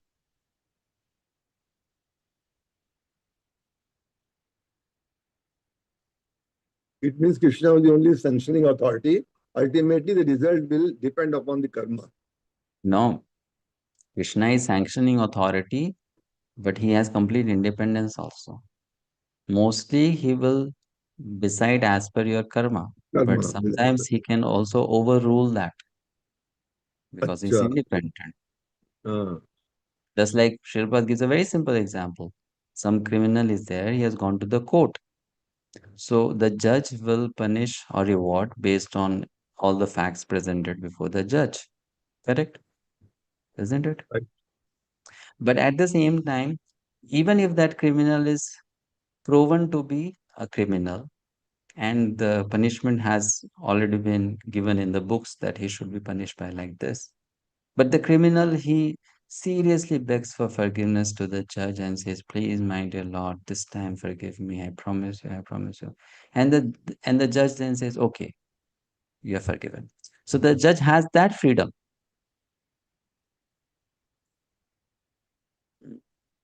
Or the king has that freedom. Similarly, Krishna also has that freedom.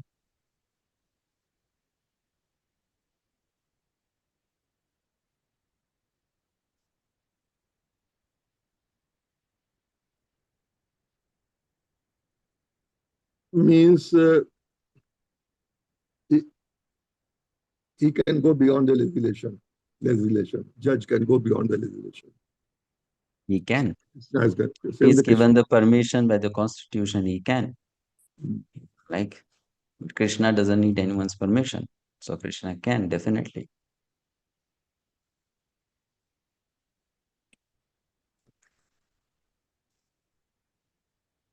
Any other question? Sri Harikirtan Prabhu, do you have a question? Bro, it was for the reading. Yeah. Sanjay Hare Prabhu, Krishna. Prabhuji, yeah. Can I, Prabhu? Yes. Yeah, Hare Krishna, Prabhu, Dandavat Pranam. My question is, in the last purport, there the first line states that Kshatriyas cannot refuse for battlefields or gambling. So the first part is very clear that they are Kshatriyas, they are meant, it is their dharma to fight. But how justifiable is the gambling? Because gambling is supposed to be a very unethical practice. So how is it justifiable that they should not refuse to gambling also? Because gambling has two ways of doing it, right? One is when you really gamble with money and out of greed, fine. And and the other is you play it as a sport. So there are two things. One is you put money, stake money, and the other is you play it as a sport. So they could not refuse for that. Fine. In fact, when Yudhishthira was called for gambling match by Duryodhana, Yudhishthira did not know that this is going to become this serious. He thought it's just a game. They're calling us for a game. So it was like a sport. It's like you challenge someone, let's wrestle. Let's wrestle. It's a sport. So gambling was a sport for them, for Kshatriyas. And they would do it. They would play it. But it was never played by them in such a serious manner that, okay, you now stake your brothers and you stake your wife and you stake all your property. That was not done. And even Yudhishthir never expected something like that. So the point is, when a Kshatriya is challenged, he cannot refuse. Therefore, if he's challenged for a gambling match, he should not refuse. Basically, I'll tell you a very simple thing. You will understand it only if you're a Kshatriya, but if you're not a Kshatriya, you'll not understand. For a Kshatriya, the biggest pain is to get defeated, even if it is in a game. Correct. Right? So a gambling match means it's not just a sport. It's basically a battle of ego. Yeah, Who pride. wins? Who gets defeated? So they are invited for a gambling match with this intention that I'll defeat you, but not by staking the wealth and the property. It's just like a game in which I defeat you. And for the other person, it will be very difficult for his ego because he's a Kshatriya to be defeated by some other Kshatriya, whether it's a game of dice or it's a battle on the ground. So in that way, they were supposed to accept a gambling match, but not the way it happened between Yudhishthira and Duryodhana. Okay, Prabhu. Very clear.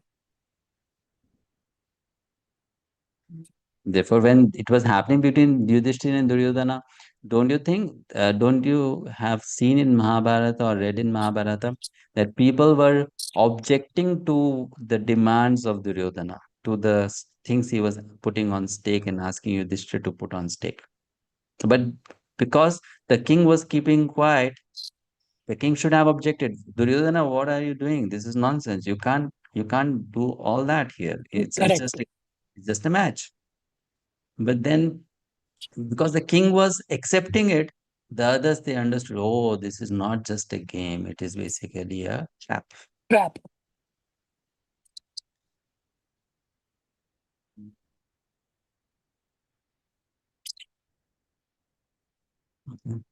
Right, Prabhuji. Thank you very much. Hare Krishna. Hare Krishna, Prabhuji. Prabhuji, I just wanted to understand. You spoke about greed, how it makes one lose austerity, education, knowledge, reputation, and spiritual strength. So I just wanted to understand greed in better way. Uh, do we call greed as an obsession with of having something like wealth or something like that? Can we how can we define it specifically? Greed can be for anything. For anything. Greed can be for anything, for wealth, for position, for power, for control, for some material object, for anything. And what is greed? Basically, greed means you are crossing the boundary of what you should be satisfied with, and you are encroaching upon someone else's property or something that belongs to someone else, and you should not have it. That's greed.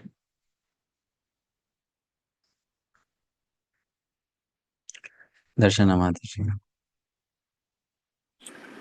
Hare Krishna, Prabhuji. Prabhuji, I wanted to understand that Arjuna was reluctant to fight the battle, okay, and he wanted to actually rather go to the forest. Fine. But in Prabhupada's purport, then why do we have this? That if he wants to go to the forest, then why he wants to spend his life in frustration? Rather? Srila Prabhupada is using Arjuna's psychological situation to give different lessons for different kinds of people. There are many people in this world who feel so lost in life that they just want to become completely inactive. Means because of so many things that happen in life, they become so frustrated that they see no purpose in life. And then for them, what is the solution? Either they want to commit suicide or they want to live a life in complete seclusion.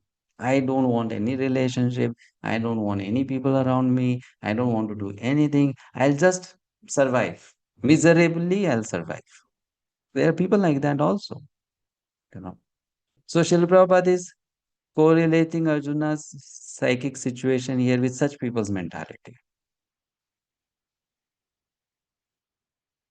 That they just want to, get rid of life because they are so frustrated fulfilling their duties or they are in so much dilemma.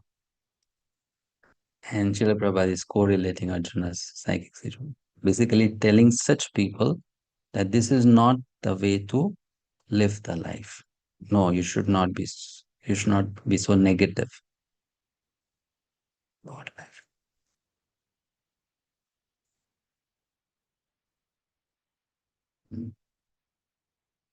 No, let's look at Arjuna's case.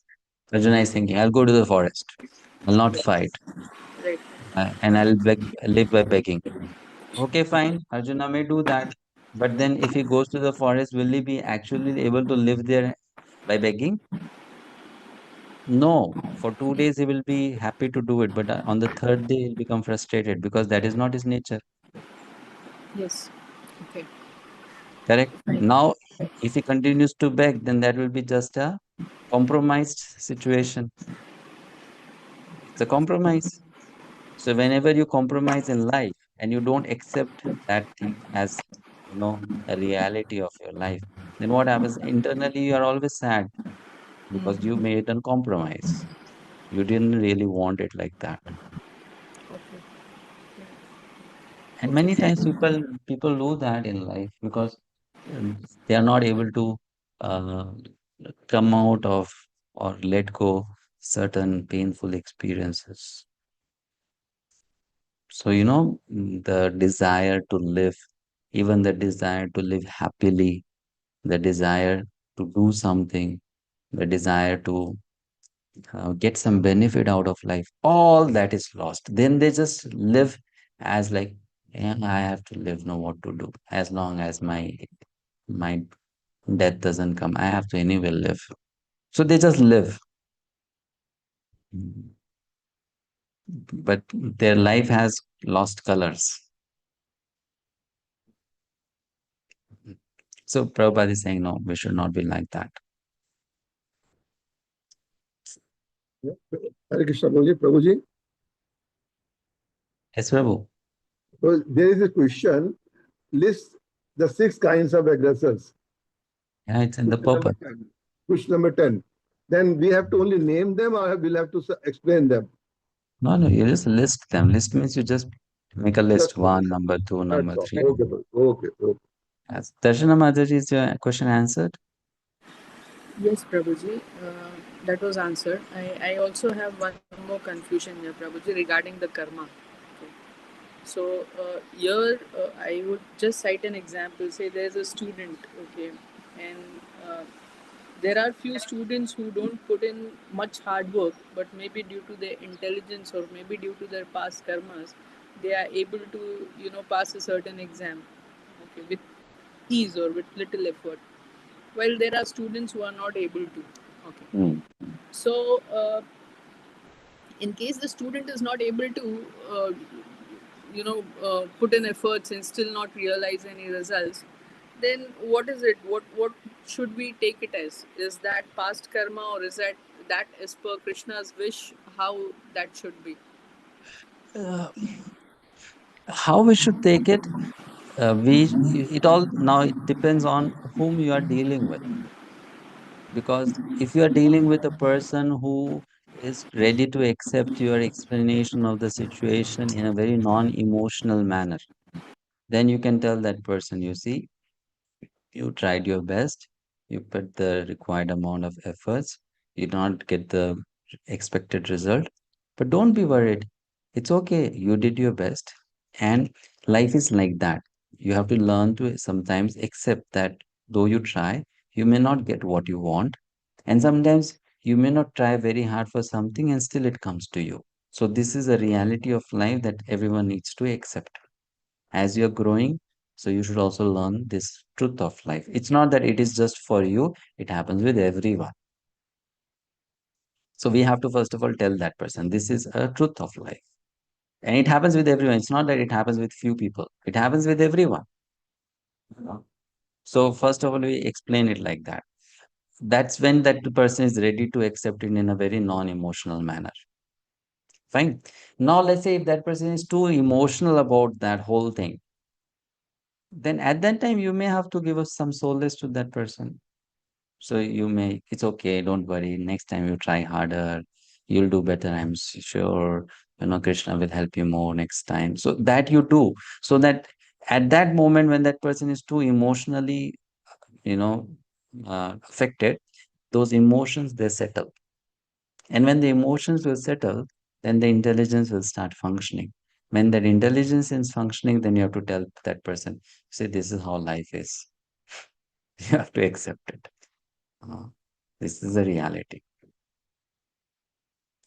So we have to see that person is in what state of mind now. If that person is emotional, give emotional support. If that person is ready to learn the truth, accept the truth, then in that situation, you also teach that lesson to that person.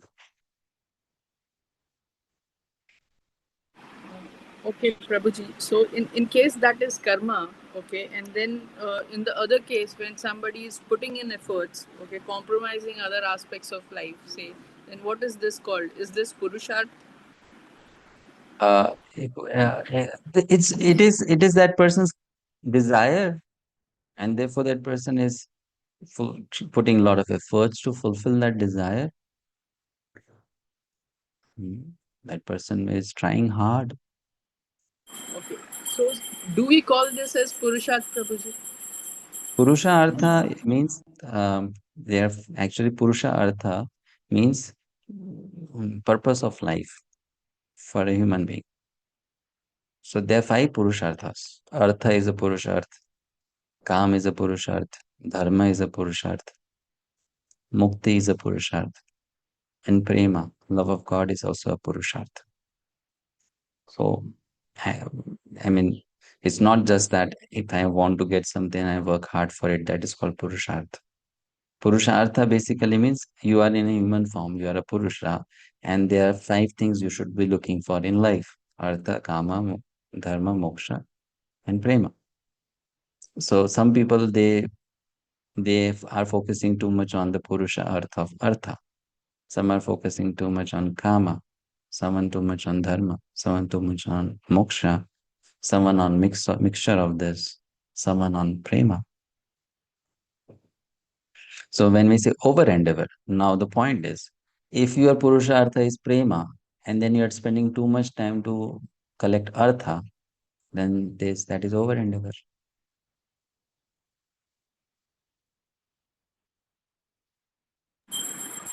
Okay, Prabhuji. Thank you. Hare Krishna. Last question we'll take. Everyone in some aspect or other in life has compromised. Yes, you have to. How should we deal with it as a devotee? Just accept that life is like that.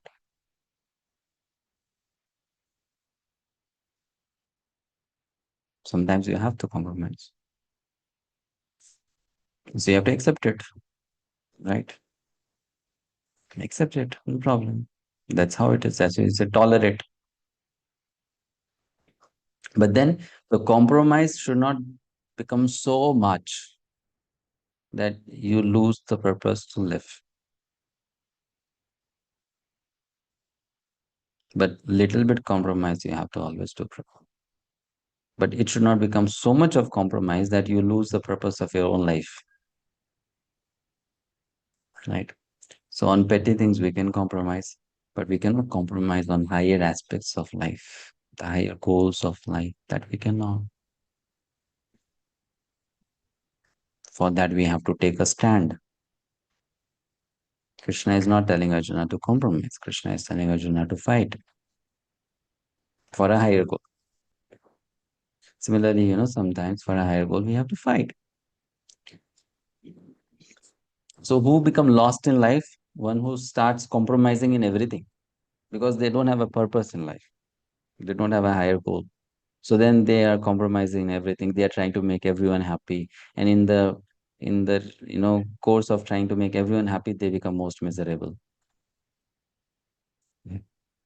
Right. So that's not good. Okay, Prabhupada. Thank you, Guruji. Hare Krishna. See you tomorrow. Hare Krishna. Srila Prabhupada.